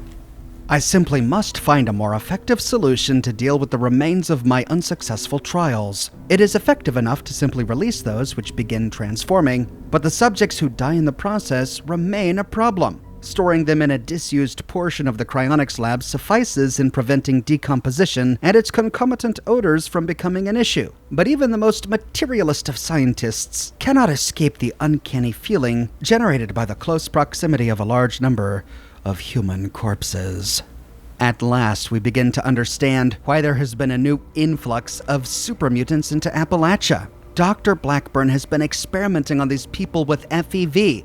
The ones that died, he piled here. The ones that began to transform, he released. And presumably he released them into tunnels beneath the earth. Because the new super mutants, covered in war paint and having different abilities like being able to go berserk, attacked from underground. First at the Atlas substructure, they tunneled underground to get to there, and then at the uncanny caverns. Maybe Blackburn released them underground, hoping they wouldn't arrive topside. Nearby, we find cryogenic pods. These were the pods that held the animals originally introduced to this ark. We can't peer inside any of them, but each of them is numbered. The ones in this section are the 90s. Moving down the ice-covered hallway, we arrive at a row of 20s, a row of 40s, the teens, and then on a gurney, next to the teens, we find reminder supplies. Reminder to myself, when the Hellcat Company next delivers new specimens, I must request that they bring in more chemicals. Supplies are running thin, and I detest inaction. I would venture out myself for this purpose, but my experiments currently running do not permit my absence for any length of time. Clear instructions must be given to overcome the gaps in education and chemical literacy. That is not a mistake I will repeat. Formic acid, dimethyl sulfate, hydrazine, piperidine, acrylonitrile, sodium dodecyl sulfate, 2-mercaptothenol, and carbon tetrachloride. Moving to the northwest section of this level, we find a nook next to Cryonics Bay 1 with a corpse under a sheet and a holotape on a pushcart. FEV Research Log Number 57. These vessels were once filled with Research Log, Dr. Edgar Blackburn. And this time, Dr. Blackburn begins to speak over the PA system while we begin listening to his holotape. And so I completely missed his dialogue. Thankfully, I got it to trigger on my other playthrough, but it was at a different section while I was reading the note that we found next to the corpses. So here I'll play the audio that triggered from Dr. Blackburn when we picked up his holotape. These vessels were once filled with specimens, stocked here so that captive scientists could turn them into perversions of nature. Like West Tech, they concerned themselves only with whether they could do these things, not what benefit they might bring. At best, they made weapons. Such a pointless waste. I have turned what they left behind to better ends. And now we can listen to the holotape. Research Log, Dr. Edgar Blackburn, number 57. I begin to doubt my own sanity at times. My efforts, while not without progress, continue to fail to bear real fruit. The FEV seems almost deliberately malignant, as if it had a consciousness and rejects my every attempt to bend it toward a benevolent end. I've come to recognize the signs of imminent metastasis and conversion to the so-called super-mutant state. I am ill-equipped to deal with the product of such failure, and have taken to disposing of these unfortunates outside the vault itself. I regret that my current methods of disposal may, in the short term, increase the super-mutant population in Appalachia, but it cannot be avoided. End log. He's prepared to sacrifice anyone as long as he can keep doing his research. Talking to Valdez again. What can I help you with, Initiate? Have you ever seen anything like the Cryonics Bay? We found a few defunct cryonic storage capsules and bunkers on our way out from California, but never operational. And never anything on that scale. It's no wonder this vault is frozen over. The coolant requirements must be enormous. I turned the Cryonics Bay inside out, looking for Bay 86, the bay we read about that contained sample X001, but I never found it. There were a number of hallways that were frozen shut. I suppose it could have been behind any one of those hallways, but whatever was in Bay 86 must remain a mystery for now. Our only way out of the Cryonics Bay is back to the top level and through the northeastern corridor. Here we find the door to the research wing, and we can use the card we got from Tally Lang to open the door. Oh my god. The smell. Heading inside, we find two paths forward. The path to the left goes to research. The path to the right goes to the chemistry lab. Moving into the chemistry lab first. I regret the ugliness you find here. The things I had to do. They were necessary, but that necessity made them no more pleasant or palatable. Seeing these things, I imagine you must intend to kill me. I do not blame you for this. We're supposed to bring him in alive. Don't forget that. No matter what we've seen here. More corpses, splayed out on tables, butchered, flayed. And lying between one of them and a microscope is FEV Research Log Number 112. Research Log, Dr. Edgar Blackburn, number 112. My work's demand for human subjects has increased dramatically as I make ground toward my ultimate goal. To this end, I have contracted with a group of mercenaries calling themselves the Hellcat Company. Trustworthy, if such a term applies here. They display a useful moral flexibility. They do not question the nature of my work or my need for human subjects, and I do not illuminate them.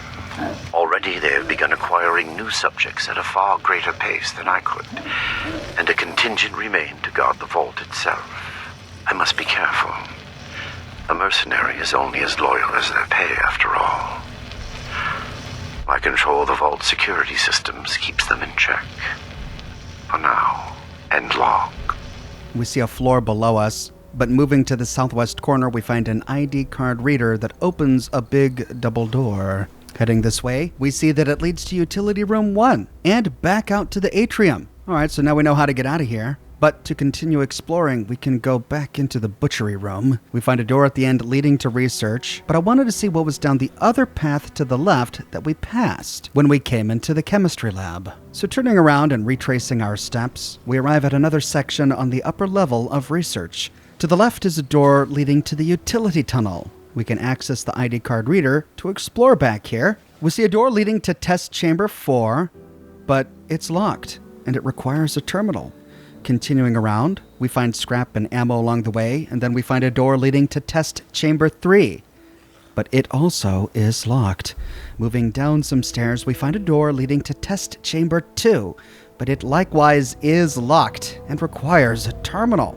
This is a dead end, so we can't get into the test chambers from here. Retracing our steps back to research, we could turn left, south down the stairs, or move around this pillar and explore this upper section to the south. The door to the right leads back to the chemistry lab. Back out, we can peer over these ledges, and to the left we find a bunch of bodies lying on the ground. Are those Hellcats or Blood Eagles? And what killed them? As we move down... Whoa! Here we go!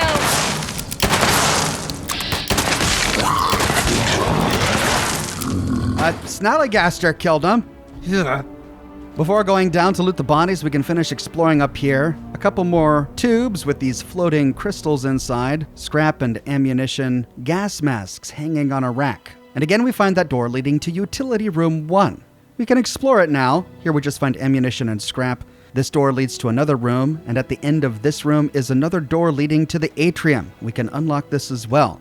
We are slowly unlocking all of our other doors back to the Atrium. Back out to research, if we immediately turn left, we find another door that's unmarked. Using the ID card, we can open it, and we find a staircase leading down to the bottom floor of research. We'll take this in a bit. Continuing to explore the research upper level, we find a pathway leading south to analysis. Exploring analysis first, we find computers and terminals, but nothing else. We are forced at the very end of analysis to go downstairs to the bottom level of research. This research wing is filled with even more computers and terminals, nothing we can interact with. Eventually we find a door leading to staging, and immediately to the right, we find a door leading to utility tunnel. On a table next to this door is the note, Snallygaster. Unbelievable. They left a Snallygaster inside one of the test chambers. Remarkably, it's still alive, if understandably quite irritable. Whatever they did to it seems to have removed its need for sustenance. Perhaps it metabolizes trace elements directly from the air, or engages in some strange form of photosynthesis. Regardless, that chamber shall remain locked, and I must take care when defrosting the other specimens in cryostorage. I cannot predict what mutations they may exhibit.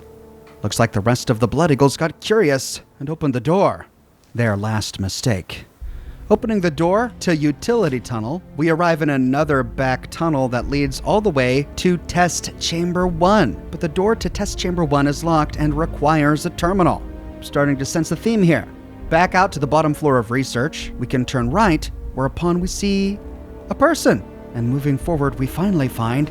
Please, help us. Cassie Halloway. She's alive. I can't take it anymore. You're not with those others, are you? Can you get us out of here? Who are you? Cassie Halloway. Listen, I ain't trying to be rude. I'll tell you my whole dang life story if you want. Just get me out of here first. Is everybody all right in there? Oh, we're locked in some weird cell, in a frozen vault, being held prisoner by some lunatic in a lab coat who experiments on us. We're peachy. How are you? Do you know how we can open the cell? I feel sick. Not exactly. I think the locks are controlled remotely. The doctor guy always does something back behind the stairs there, before he comes back to grab one of us for his tests. Sit tight. I'll get you out of there. Is he coming? Okay. I was gonna go for a walk, but I guess I'll stay here for now. Sorry. Seriously, though. Thank you. All right, something behind the stairs, and we already know that those doors need us to access a terminal. Sitting on a console next to Cassie Halloway is the Holotape Vault 96 Genetics Log Number 100. Genetic Research Log Week 100, Retrospective. Our first mutations were simple enough. Venom, regeneration, electrogenesis, natural phenomena with well-understood biochemical processes. Despite my initial misgivings, developing, adapting, and enhancing general-purpose mutagenic sequences has been a fascinating challenge. So much so that I fear we have set the bar too high. Eric's quotas are ever more aggressive, even as potential research targets grow increasingly elusive. Molly and I have moved on to more speculative mutations, chameleonization, pyrokinesis, cryokinesis. But after that, I am less certain. This pace is maddening. How much longer can we maintain it? That was the voice of Nina, the only scientist whose voice we didn't hear on the holotape where we found out what happened to all of the scientists. They were essentially trying to give monsters superpowers. But why, Vault-Tec? Why? We see the external door to test chamber 1 here, but it also requires a terminal, as did its back door. The same is true for the door to test chamber 2. The door to test chamber 3, however, is open. This must have been the one the Snallygaster was inside. Near to this is another dead settler on a table. Next to her corpse is the holotape Vault 96 Genetics Log Number 148. Let me die in here. Genetic Log Week 148, 148.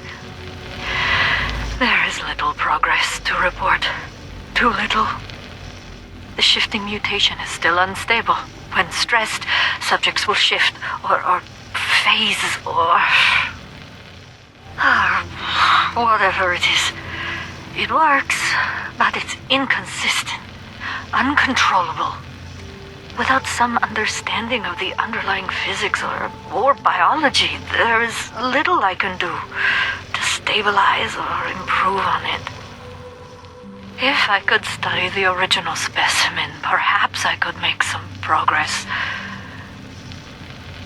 But there is apparently only one subject in a secured Cryonics Bay with military access controls. I've no doubt Eric could get in, but he has refused. I have put everything into this research. I'm out of time. I will not make my quota. Forgive me, Molly. Oh no, Nina wouldn't make her quota. Well, if she doesn't make her quota, that means she's killed. Was Nina's voice not in that final holotape because she was killed for not meeting her quota?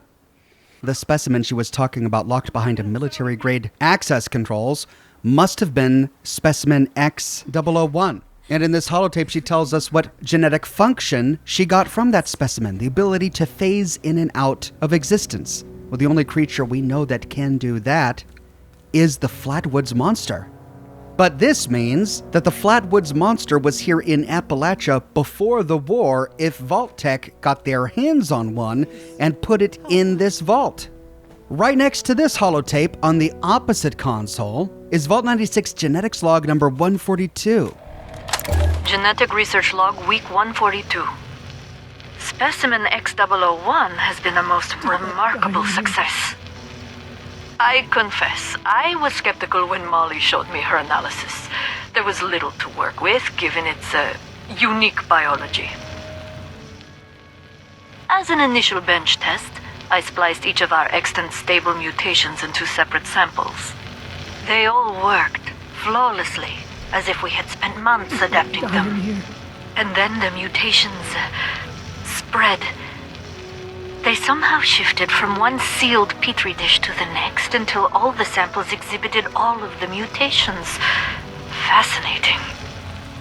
I wanted to proceed to live subject testing immediately, but all of our attempts to resuscitate a specimen have been blocked. Please. Hans is looking into it. In the meantime, this transference capability merits further investigation. As we suspected, specimen X001 had a transference ability. It could essentially teleport. It must have been the Flatwoods Monster. Heading into test chamber 3, we don't see any trace of the Snallygaster, though it does sort of look like the place it would want to live.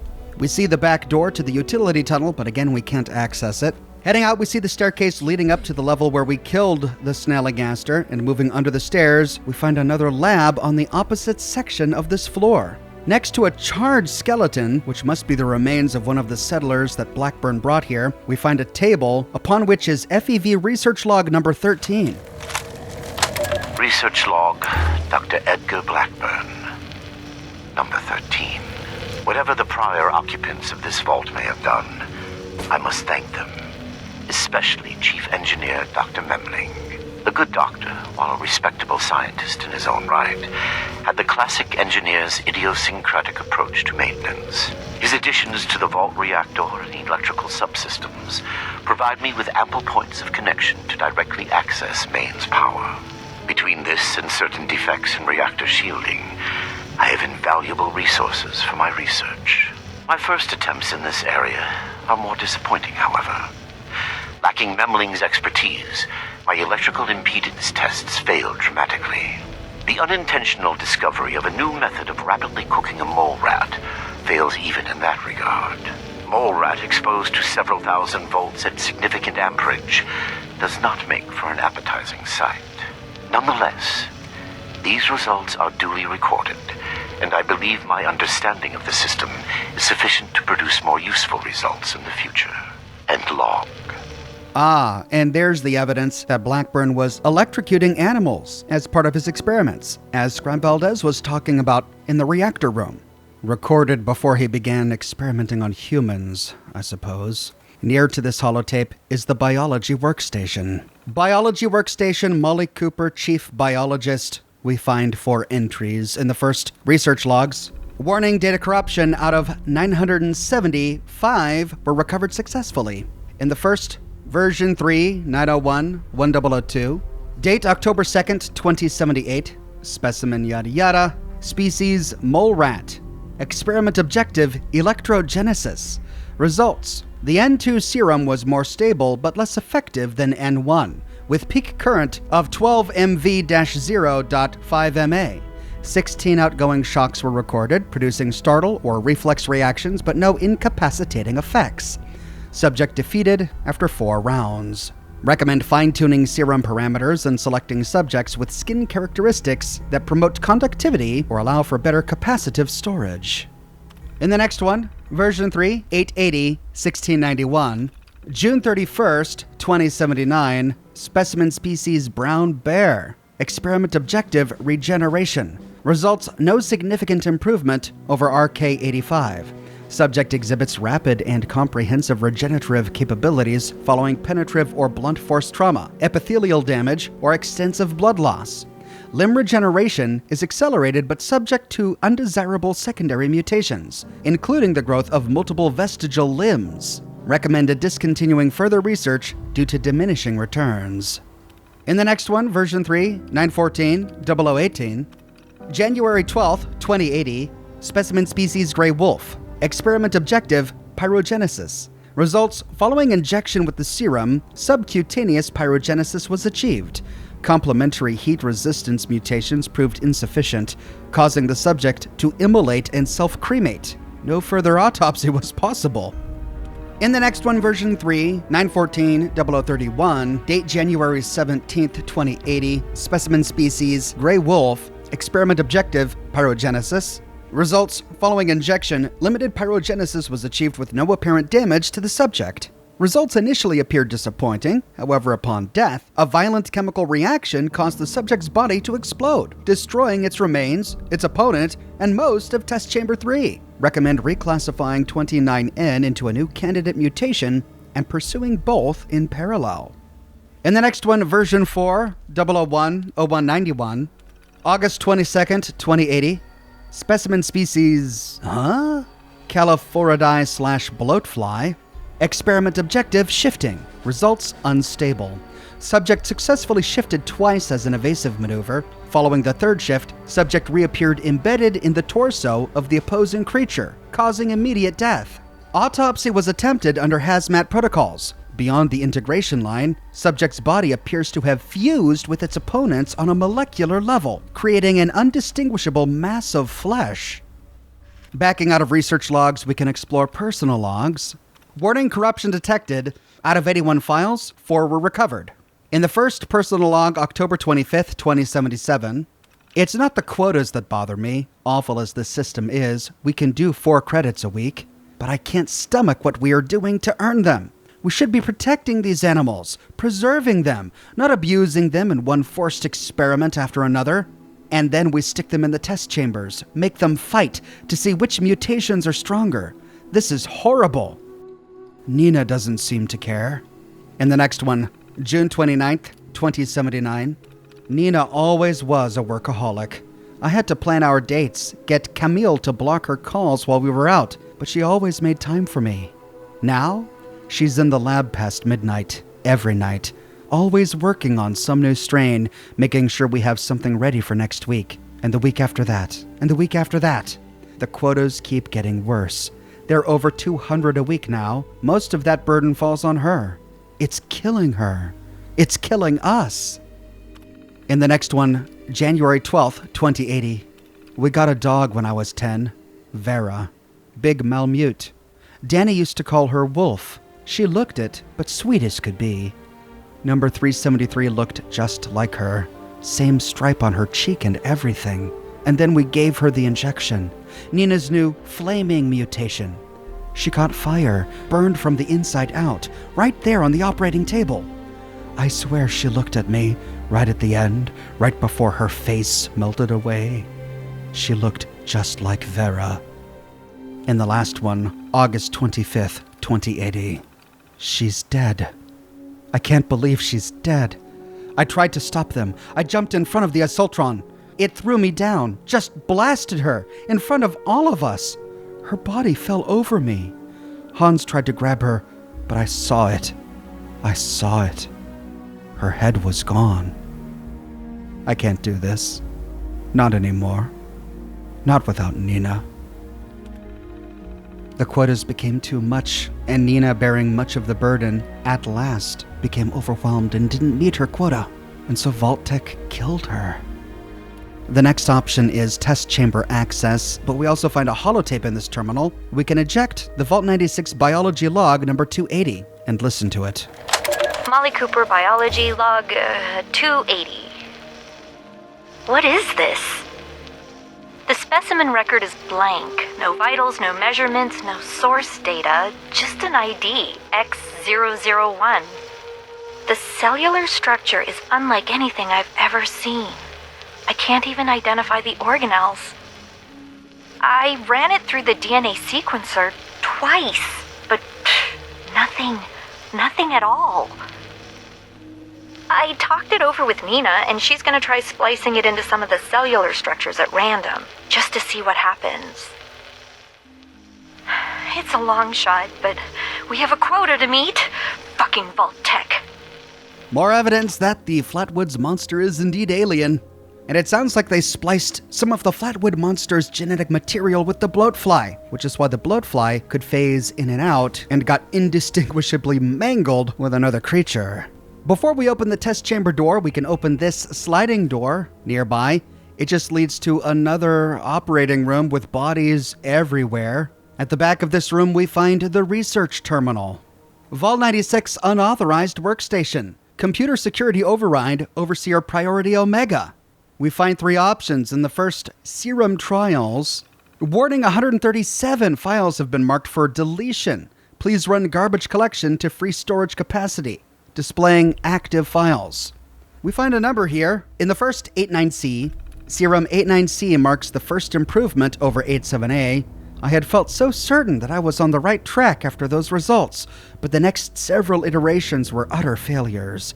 89C at least shows further improvement in radiation and electrical resistance. The FEV fights me like a cornered animal.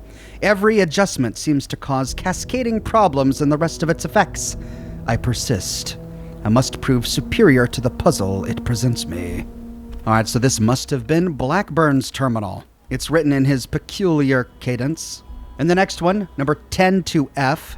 I have rarely gotten to the 6th revision of a particular serum. A line of investigation usually bears fruit or proves a dead end long before, but 102 seems eternally just on the cusp of unlocking its secrets. Revision F marks that point in this case.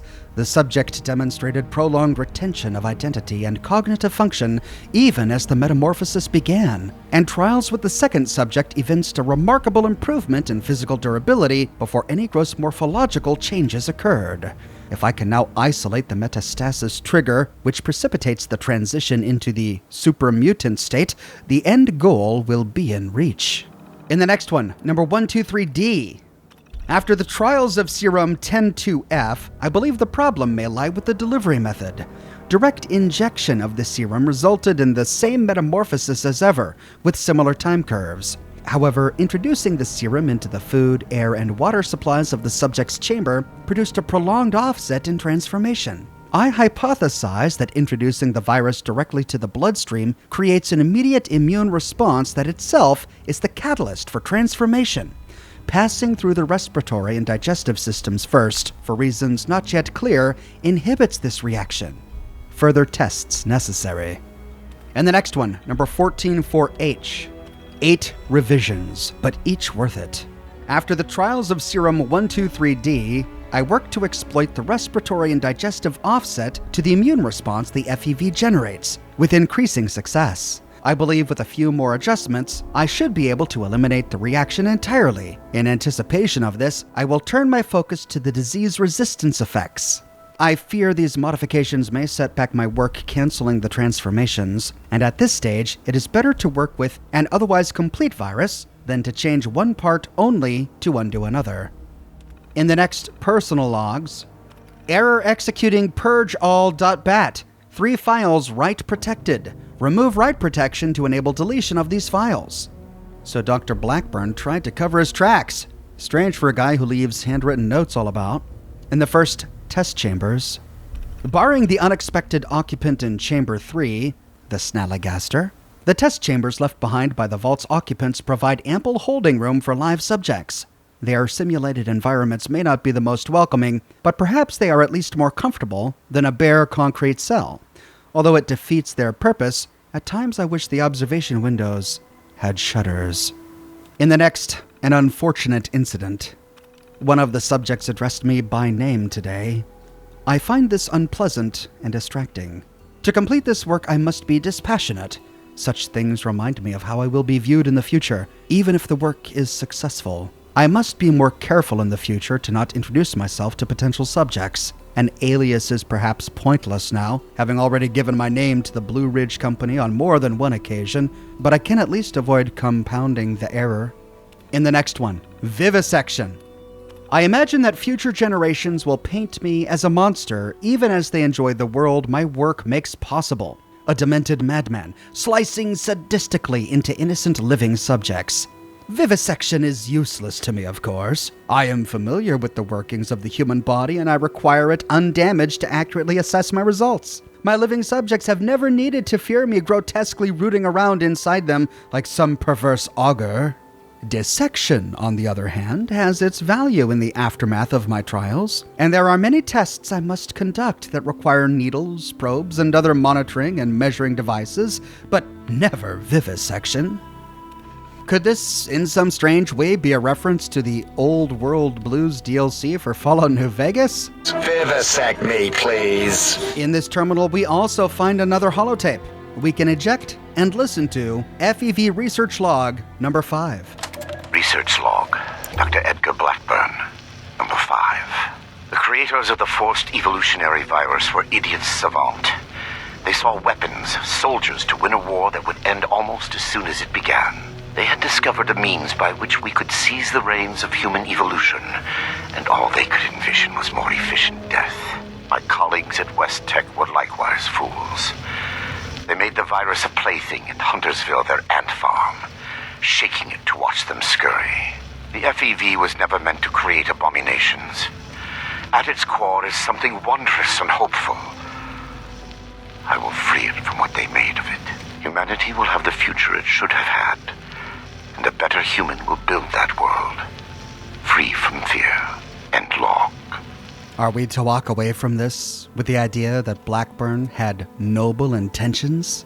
Can noble intentions excuse all of this? When ready, we can head back to Molly's biology station, and this time select Test Chamber Access. We could seal all of the test chambers, not sure why we would want to do that, or we could unlock them one by one. We'll start with Test Chamber 1. Unlocking Test Chamber 1, we can open the door. Inside we find a cabin. Inside the cabin, nothing. Opening the back door, we arrive in the back tunnels that we explored earlier. Nothing for us in Test Chamber 1. Heading back to Molly's terminal, we can unlock Test Chamber 4. Opening Test Chamber 4, inside we find a pod. Inside the pod is a plant. Next to the plant are bloodstains on the ground, with a scalpel floating in midair. There's a metal box in here, a couple of lockers. We can climb some stairs atop the pod. This just lets us open the back door, which again leads to the tunnels. We've already explored Test Chamber 3, where the Snallygaster was kept. All that remains is to head back to Molly's terminal and unlock Test Chamber number 2. When done, we can head to Test Chamber 2 and open the door. Hey, Cassie. Oh, thank God. You've got my thanks, stranger. Introductions are in order, I guess. My name's Cassie. Did I say that already? I can't take it anymore. You're Cassie Halloway? Art Knapp's niece? I can't that's me. Anymore. You know Uncle Art? God, he's got to be so worried. He might even express an emotion besides world weary. I hope he's all right. We're with the Brotherhood of Steel. This is Scribe Valdez. Now that sounds like a fun bunch. Uncle Art mentioned them in, broad terms. Help us. Can't say I'm not glad to meet you, though. How'd you end up here? Came in on a Blue Ridge caravan. Doc was there, too. Had some people slip away in the night, but the guide said it happens. People turn back, that kind of thing. Then one night we shelter from a storm and out of here. Those Hellcat goons ambush us, capture us all. Spent days in a cart or something, blindfolded, before they dumped me here. Are you hurt? I'm not injured. Got lucky, the doc didn't do any surgery on me. That nut job was dosing me with diseases, though. Said he was testing incubation and immune response times. Weird thing is, he kept apologizing. Got a bad case of sludge lung now. But I'm holding up. Some of the others are in worse shape. If we have a disease cure on our inventory, we can hand it to her and say, take this. It should help with the sludge lung. For real? You must be my guardian angel. Well, I did get kidnapped and locked up by mad scientists, so maybe not. But still, thank you. You get to miss him breathing normally. Are there any more prisoners? I think we're the last surviving ones. It used to be more. When he takes you out of the cells, you don't always come back. Hasn't been down here in a few days, though. Figured he'd got what he wanted, or someone done him in. Good timing on your part. The crappy rations he gave us last time are nearly gone. Can you make it out of here? Is he coming back? Maybe I could, but there's no way the rest will. I don't even know where we are, but I'm guessing we're not close to civilization. These folks won't make it a mile in their condition. It's better if they stay here. When we've cleared the vault, I'll radio Fort Atlas. They can send the medics with the recovery team and get them to safety. Whatever Fort Atlas is, that sounds good to me. Thanks kindly. I'll leave some food and water for you to share until help arrives. You're a peach. All right, Cassie. All of you sit tight. Help is on the way soon. We ain't going anywhere. Hey, if you run into that crazy doctor, give him a kick for me. Is he coming back? We can talk to each of the survivors here. Can we go home now? Can't thank you enough for what you've done. Oh God, please just don't hurt me. If I never see another vault, it'll be too soon. The doctor... Is it over? He's insane. Can we go home? I hope Uncle Art's okay. You're here to rescue us? It was a nightmare.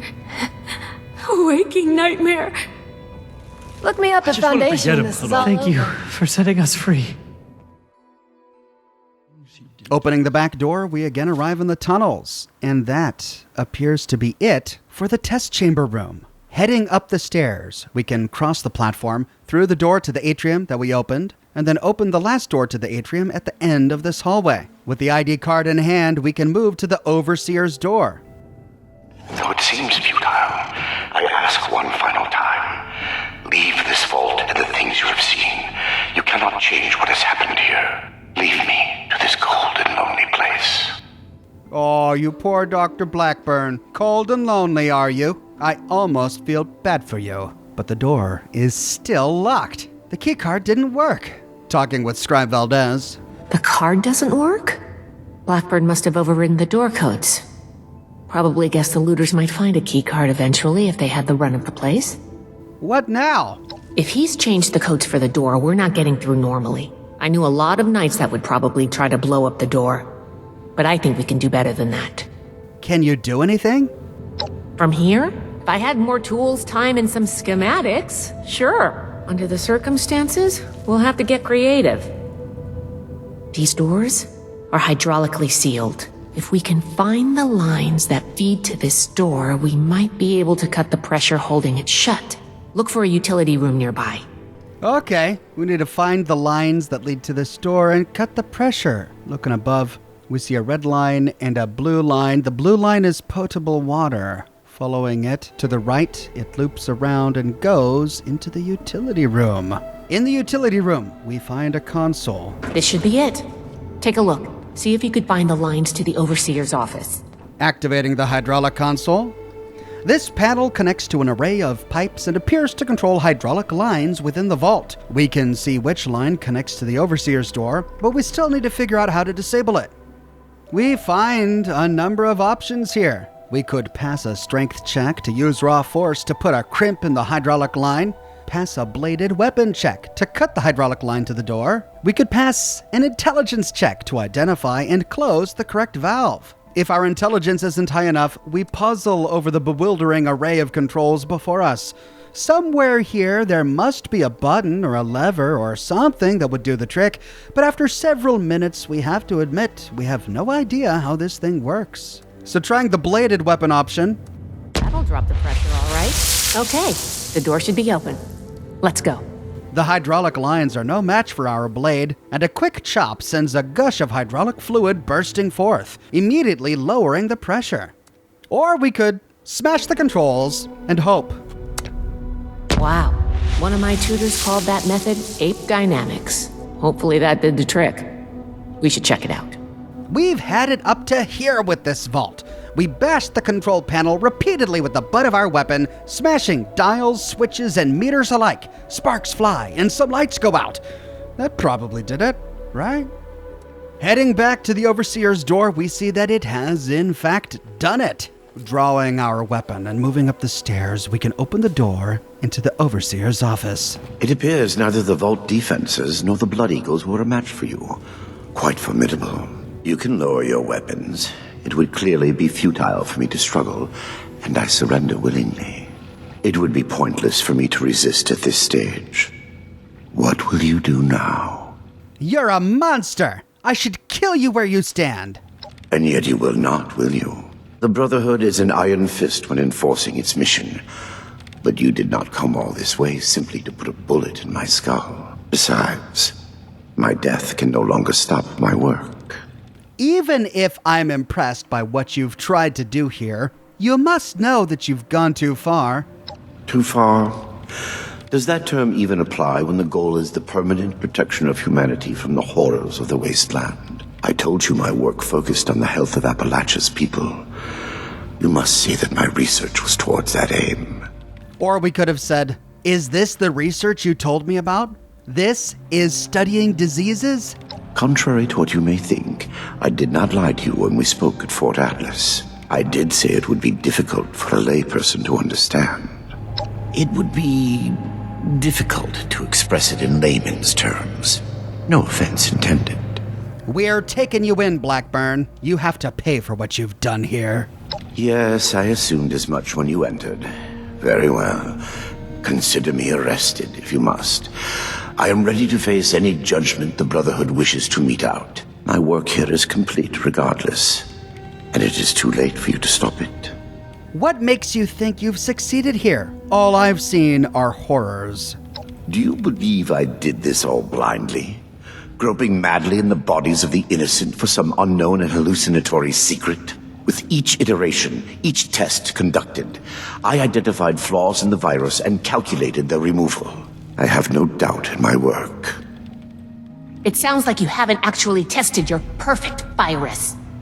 There are steps being taken as we speak. Any miscalculations that might exist are minor and will be addressed shortly. I've seen what FEV does. How could you think it could help anyone?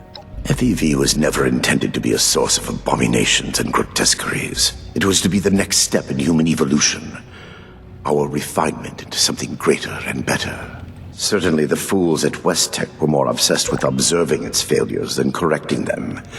But its true purpose was for good, and now it will fulfill that purpose. Because of me. Listening to this is making me understand Shin's point of view. You claim to be doing this for the good of humanity, but you've created more super mutants. This is true.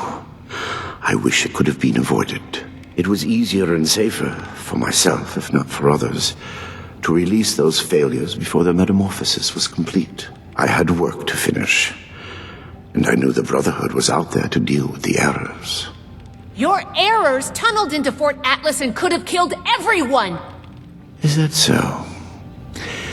It seems my failures were indeed steps on the road to success. That level of coordination suggests an increase in cognitive development over the typical example. Still, I bear the Brotherhood no ill will. My apologies for that. We need to know everything you've done. I am sure your Brotherhood will happily interrogate me until I have no tale left to tell. I will be entirely forthcoming, though I expect you will want to conduct your inquisition within confines more amenable to the Brotherhood. As for the contents of this vault, the Brotherhood is free to collect anything they like. My work here is finished. I don't like the sound of that. How can you justify this insanity? What you call insanity is merely the regrettable necessity of my work. That it condemns me in your eyes or consigns me to whatever hell may exist is a price I pay willingly. I have ensured the future of humanity, not just in Appalachia, but the world. No cost is too high for this. Were it possible to achieve it without the suffering of innocence, I would have done so. After seeing what you've done here, I hope hell does exist. Despise me if you will. I took no pleasure in what had to be done. They were people, Blackburn. Like Cassie. You tortured them and experimented on them like animals. Do you think I'd take any pleasure or pride in that fact? Think what you will, but I am not inhuman. Had I been capable of accomplishing my goal without them, I would have done so. I am neither a sadist nor a homicidal maniac. I do not expect forgiveness. But I am certain what I have done will bear sufficient consequence without fabricating new sins to hang upon me. I can't believe I let you go back at Fort Atlas. Let me go. Had I committed any offense of which you could possibly have been aware? Your work cannot be stopped? What do you mean? Simply that I have achieved my goal. The FEV is perfected, and it is too late for you to change that. My sacrifices, the terrible things I have done to accomplish this, it has been paid in full, and now salvation awaits humanity. What? You can't do anything with it now. We've caught you. You're finished.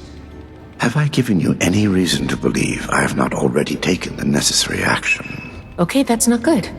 What have you done with the FEV? I have completed it. I turned a flawed miscreation into something that will heal an ill and wounded humanity. But if by that you mean, what have I done with the result? It is no longer here. I have associates. They are even now finalizing the mechanisms of its distribution. You are too late. Paladin Romani needs to hear about this immediately.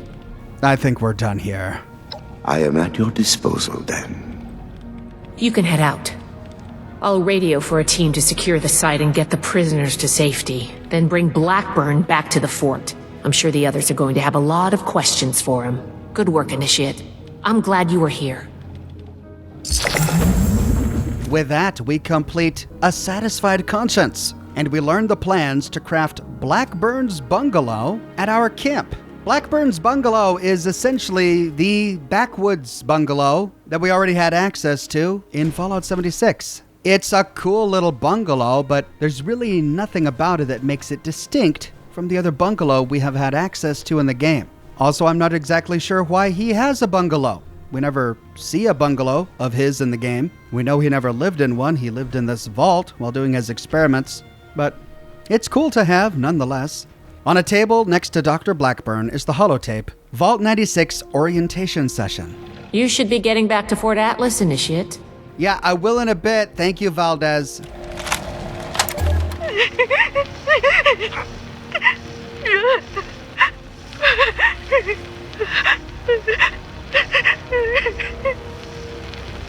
Get a hold of yourself.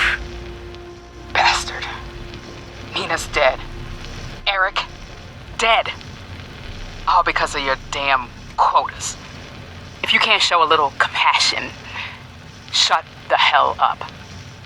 Hey, now. I regret what happened to Nina. I truly do. But we're wasting time. What? There, that should disable the sensors. Now listen carefully. They aren't my quotas. They never have been. They're set by the mainframe. Look, here are next week's numbers. God. There's no way. Why didn't you tell us? It's on a hair trigger. If it detects anything, any word of conspiracy or sedition, it will kill us. I had to be sure. The only way we survive the next week is to take it out. You want us to fight our way out? We don't have to. For the past 2 years, I've been working on a virus, Seraph. Upload it into the mainframe and it can take over. Shut down the system, the experiments, everything. It can let us out. The EMS won't be a problem.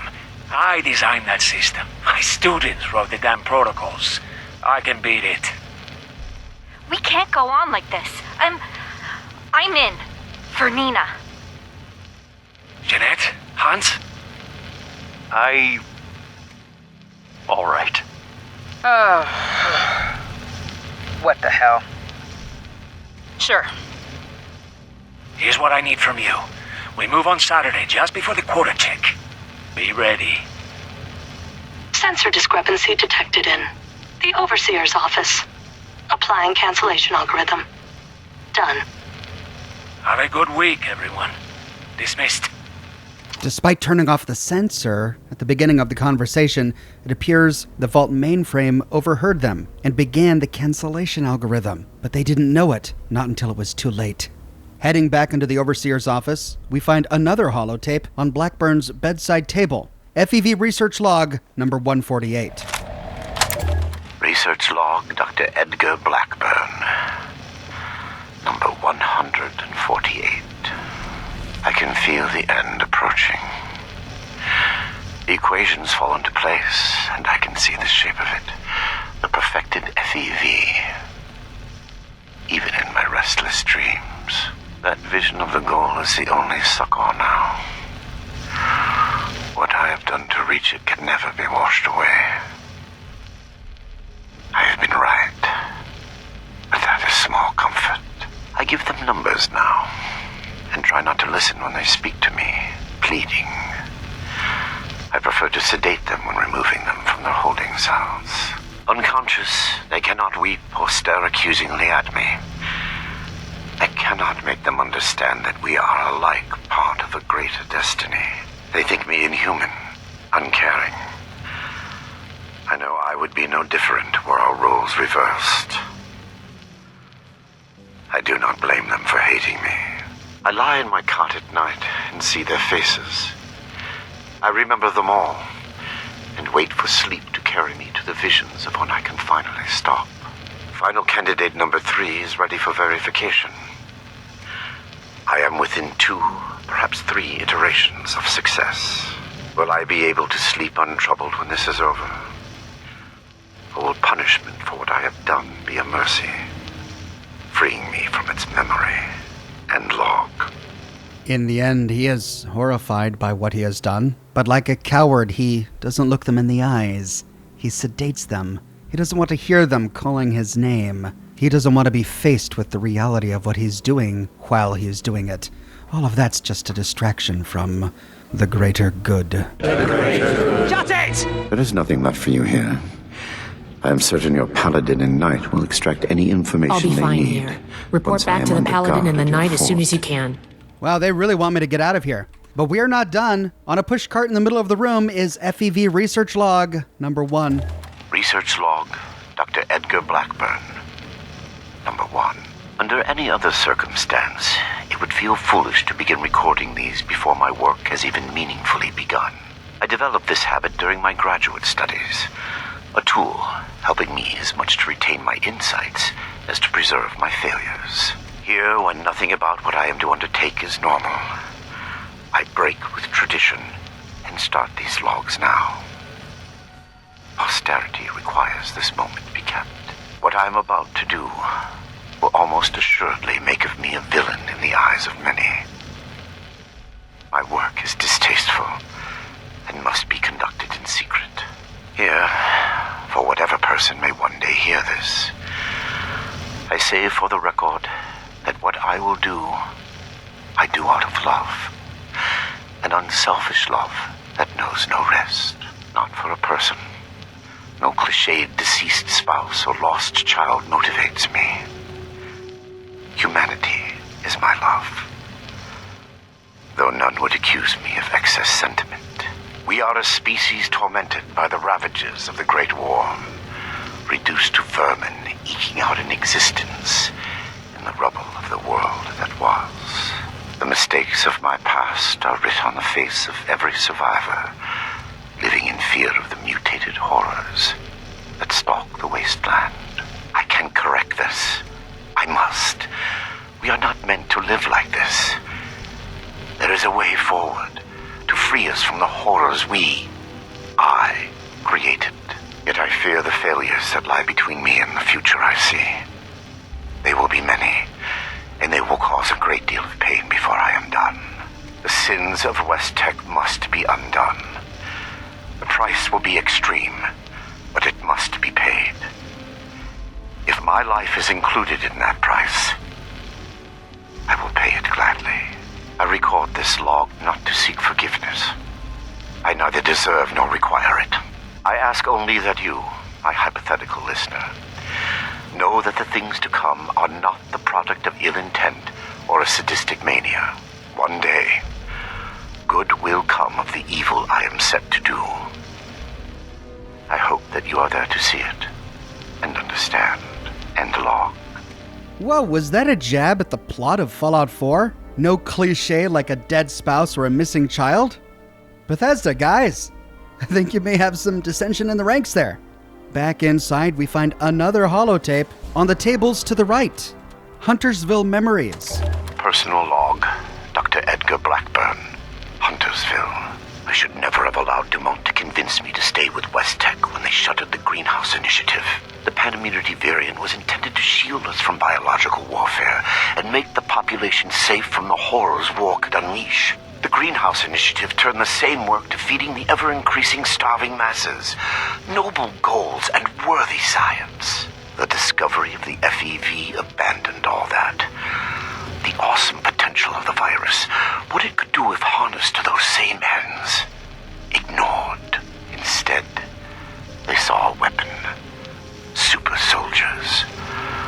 Small-minded bureaucrats and their pet scientists had the keys to human evolution and saw only profit in war. Dr. Khan, a disgrace to that title, took over. And even those miserable goals were cast aside in favor of the perverse. Infecting the water supply of Huntersville just to observe the effects? Why? We knew the virus in its current state produced horrors. Had we been looking for a cure, perhaps it could have been justified. But Khan had no such interest. He did it because he could. Were I a better man, a better scientist, I would have left immediately. My belated resignation does me little credit. And log. It's really important that they put that in there, because he's right, infecting the waters of Huntersville makes absolutely no sense. There's no scientific reason to do it. There's no humanitarian reason to do it. The only reason to do it is to turn them into super mutants. No reasonable person would do it, let alone a scientific genius who's supposed to be in charge of an entire West Tech research project. It doesn't make a lick of sense, and I'm glad they addressed it here with Blackburn. Heading back into the Overseer's office, we can try to read Blackburn's Overseer terminal. Eric DeMarcus, Overseer. We find 4 options in the first Vault 96 official documents. We find a number of the same entries that we've seen in other terminals. The 96 protocol, the protocol addendum, but we find a new entry here. Vault 96 Overseer instructions. Greetings, Overseer.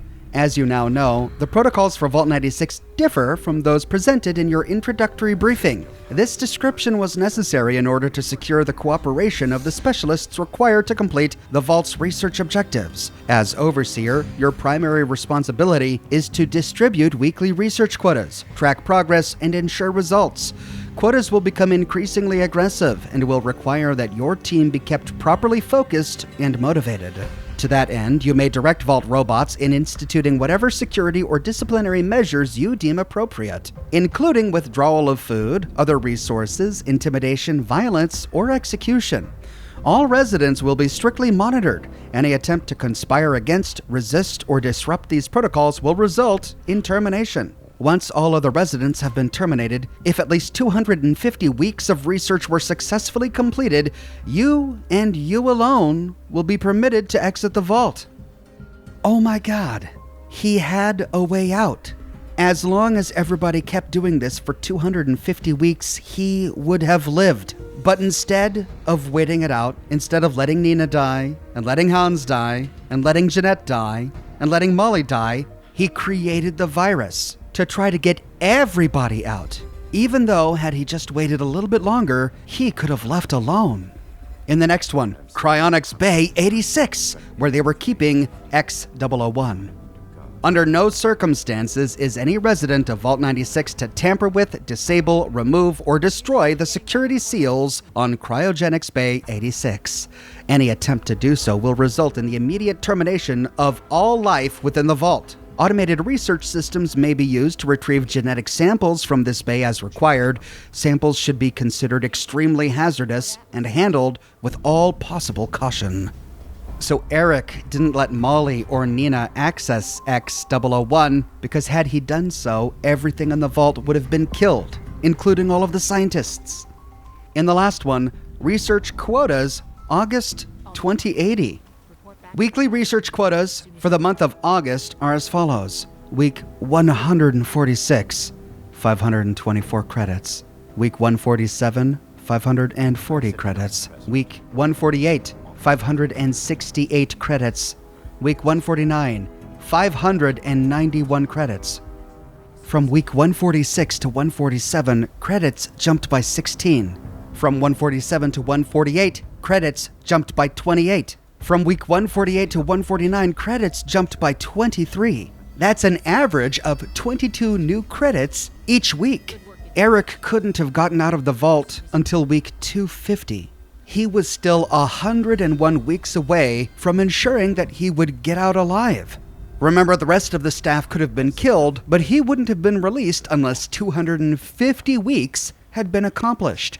At a rate of 22 new credits per week, that's over 2,255 credits that the team would have to complete each week. Towards the end of the next 2 years, Eric would have to wait before he could get out. And Nina was already dead, having been overwhelmed trying to complete over 500 credits in a week. Nina, their most productive scientist. There's no way they would have made it to week 250, and he knew it. So maybe his decision to get out now wasn't as magnanimous as it at first appears. Maybe he knew they would never make it, and they would all die, and he would die with them. Creating the virus, Seraph, and uploading it to the mainframe was really his only way out. Next, we can move down to personnel records. We find all 5 scientists here in the first, Molly Cooper, Age 29, education PhD in microbiology. Prior occupation, researcher, Chromax Genetics. Vault occupation, chief biologist. Notes, researcher, Chromax Genetics, 2076 to present. Co-author 4 papers, analytical microbiology. Bright, timid, anxious, emotionally vulnerable. Inclusion, a condition of Ms. Valaya's acceptance. Undisclosed relationship, possible. The only way they could get Nina on board is if Molly came too. Nina loved Molly. She didn't want to be separated from Molly, but little did she know what she was getting Molly into. In the next one, Eric DeMarcos. Age 55, education, PhD, computer science, prior occupation, senior professor, Vault-Tec University. Vault occupation, overseer, chief software developer. Notes, professor of computer science, Vault-Tec University, 2062 to present. Dean of computer science, Vault-Tec University, 2070 to 2074. Federal security clearance, secret, Vault-Tec security clearance, class 2. Developer, Vault-Tec emergency management system, noted as strict, critical, a tough administrator. Yes, we got that by reading the notes that he left to his students. Yikes. Next, Jeanette Higgins, age 41, education, PhD, robotics, prior occupation, senior engineer, Robco, Vault occupation, chief robotics technician. Notes, senior developer, Robco Assaultron line, senior engineer, Robco 2074 to present, engineer, Robco 2068 to 2074, lecturer, Department of Robotics, Commonwealth Institute of Technology, CIT, 2064 to 2068. That's the institute before the bombs dropped. References indicate a volatile, confrontational personality, disciplinary complaints on file. As a chief robotics technician who worked for Robco on the Assaultron, I wonder if she thought it was ironic that she was going to be killed by the very robots she worked on. Next, Hans Memling. Age 64, education, PhDs, nuclear and cryonic engineering, prior occupation, professor emeritus, Hamilton University, Vault occupation, chief engineer. Notes, professor emeritus, Hamilton University, 2075 to present, distinguished professor, Hamilton University, 2068 to 2075. Creative technical officer, ArcJet Systems, 2063 to 2068. Oh, so that's how he got to know Thomas Reinhardt. Principal author, 112 papers, quantum, nuclear, cryogenic engineering. Polymath, eccentric, highly regarded by colleagues. On the last one, Nina Valaya.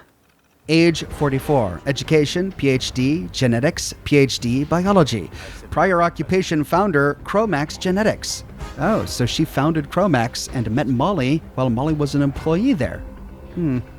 Vault occupation, chief researcher. Notes, founder and principal investigator, Chromax Genetics, 2071 to present. Researcher, Westec, 2067 to 2071. Scientist, Oresa Polytechnic, 2065 to 2067, expelled. Principal author, 55 papers, cross-species genetics. Brilliant scientist, flexible ethical standards. Backing out of this, we can move down to personal logs. Data corruption detected. Out of 148, only 8 are recovered. Despite it saying 8 recovered, we can only read 1. October 24th, 2077. I had faith in Vault-Tec. 15 years at Vault-Tec University. A key role in the Vault program. A comfortable role as an overseer, undemanding, with ample free time to work on my own projects, didn't seem like too much to ask. Instead, this. Perhaps I was naive. In retrospect, some of the EMS protocols do seem suspicious. Fires, flooding, reactor meltdowns, of course. But Vault infested by giant mutant insects? Premature psychoactive chemical release? Subliminal messaging system failure? Could that be a reference to Vault 19 from Fallout New Vegas? Horrific as this is, we might not be the worst off. Backing out of personal logs, if we scroll to the bottom, we do find one other entry, but it's not labeled. Encrypted file system. We find 2 options. In the first, encrypted logs. Warning, data corruption. Out of 77 files, 6 recovered successfully. In the first, October 27th, 2077. It's worse than I expected. 4 bugging devices in this office alone, and multiple remote accesses on my first log entry. It's the mainframe. Probably audio transcription plus a semantic analysis. I've set up an encrypted partition on this terminal, but I need to be careful. One fake log entry a week should be enough to defray suspicion. In the next, October 31st, 2077. 1 week down. Once they settled in, Nina and Molly met the first week's quota in under an hour.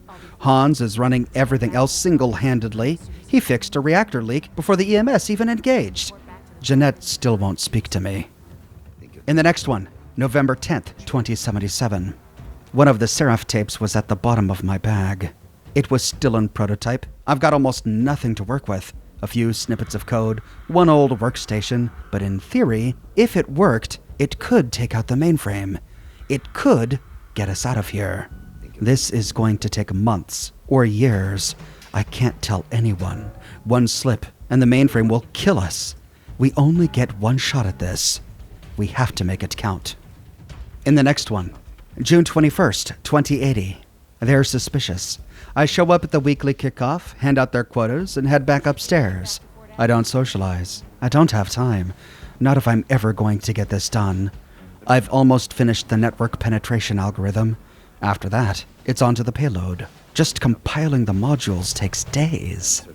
In the next, August 25th, 2080. Nina missed her quota. I didn't even realize she was behind until Jeanette stormed in and demanded to know why I wasn't helping down in the lab.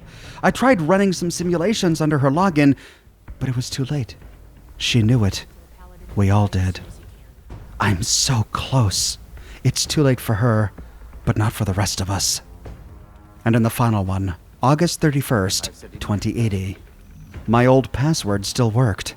Accessing the EMS database was another risk, but we need a plan to deal with every protocol, a counter for every contingency. For once, I actually appreciate my students. If they had been more diligent, finding flaws to exploit might have been difficult. They're ready. Seraph's ready. It's time. Backing out of the encrypted logs, we can read Project Seraph. And then from here, we can read the executive summary. Serial number, client, U.S. Defense Intelligence Agency, contractor, Vault-Tec Corporation, principal, Eric DeMarcus, classification, secret, star, codename, Project Seraph. Executive summary. Seraph is an experimental Class 4 hypergenetic virus intended to penetrate high-security defense and intelligence mainframes.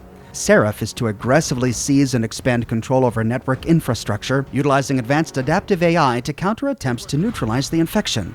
After establishing dominance over the target system, Seraph will deliver a customized, target-specific software payload. And that's the story of Vault 96. Vault 96 is a complicated, complex vault with two storylines told simultaneously. Vault-Tec's original goal of turning this vault into an ark to preserve pre-war fauna and curb genetic drift was noble. Why then did they want to turn these creatures into weapons of war? With the world already gone, what would Vault-Tec gain from this? They ground these scientists to death, day in, day out, week after week. What did they gain by actually killing them all? Which is what they ended up doing. I understand that the fear of death kept them working, but to kill all 5 of them? What does Vault-Tec gain? There's no one left to continue the experiments. And what did they hope to do with all of these creatures? Create a monster army? And do what? Take over a wasteland? But at least Dr. Blackburn is in custody. The Brotherhood arrived too late to save so many people, but at least we saved Cassie, and we prevented Dr. Blackburn from killing anyone else. But what about the other people he talked about? He said that someone else will release the virus. Is it really ready? Will it really cure FEV out in the wasteland? Can we trust Dr. Blackburn? And was it really worth it? Even if he cures FEV, was it worth doing what he did? Is there any redemption for him? We'll find out in my next episode. I publish new Fallout videos each and every week on my channel, so if you don't want to miss my next episode, be sure to subscribe and to click that bell notification button. If you have already and you still find yourself missing my YouTube notifications, consider following me on Twitter at Oxhorn. I update Twitter manually with every new piece of content that I publish. I've got a shirt shop with completely unique designs that you can't find anywhere else. My designs come on shirts in a variety of men's, women's, and children's sizes, and in a wide array of colors. You can find them on other products as well, like smartphone cases, pillows, posters, mugs, stickers, prints, etc. So if interested, you can find a link to my shop in the description below, or you can click here. If you like what I do and you want to support me in a more personal way, consider becoming a patron on Patreon or a member here on YouTube. And YouTube members get little badges that appear next to their names in the comment sections of my videos, and access to ox emojis that they can use in my video comments and in the live chats of my live streams. But more than anything, I'm just so glad you're here watching this video with me today. Thank you so much for watching, and I'll see you soon with more brand new videos.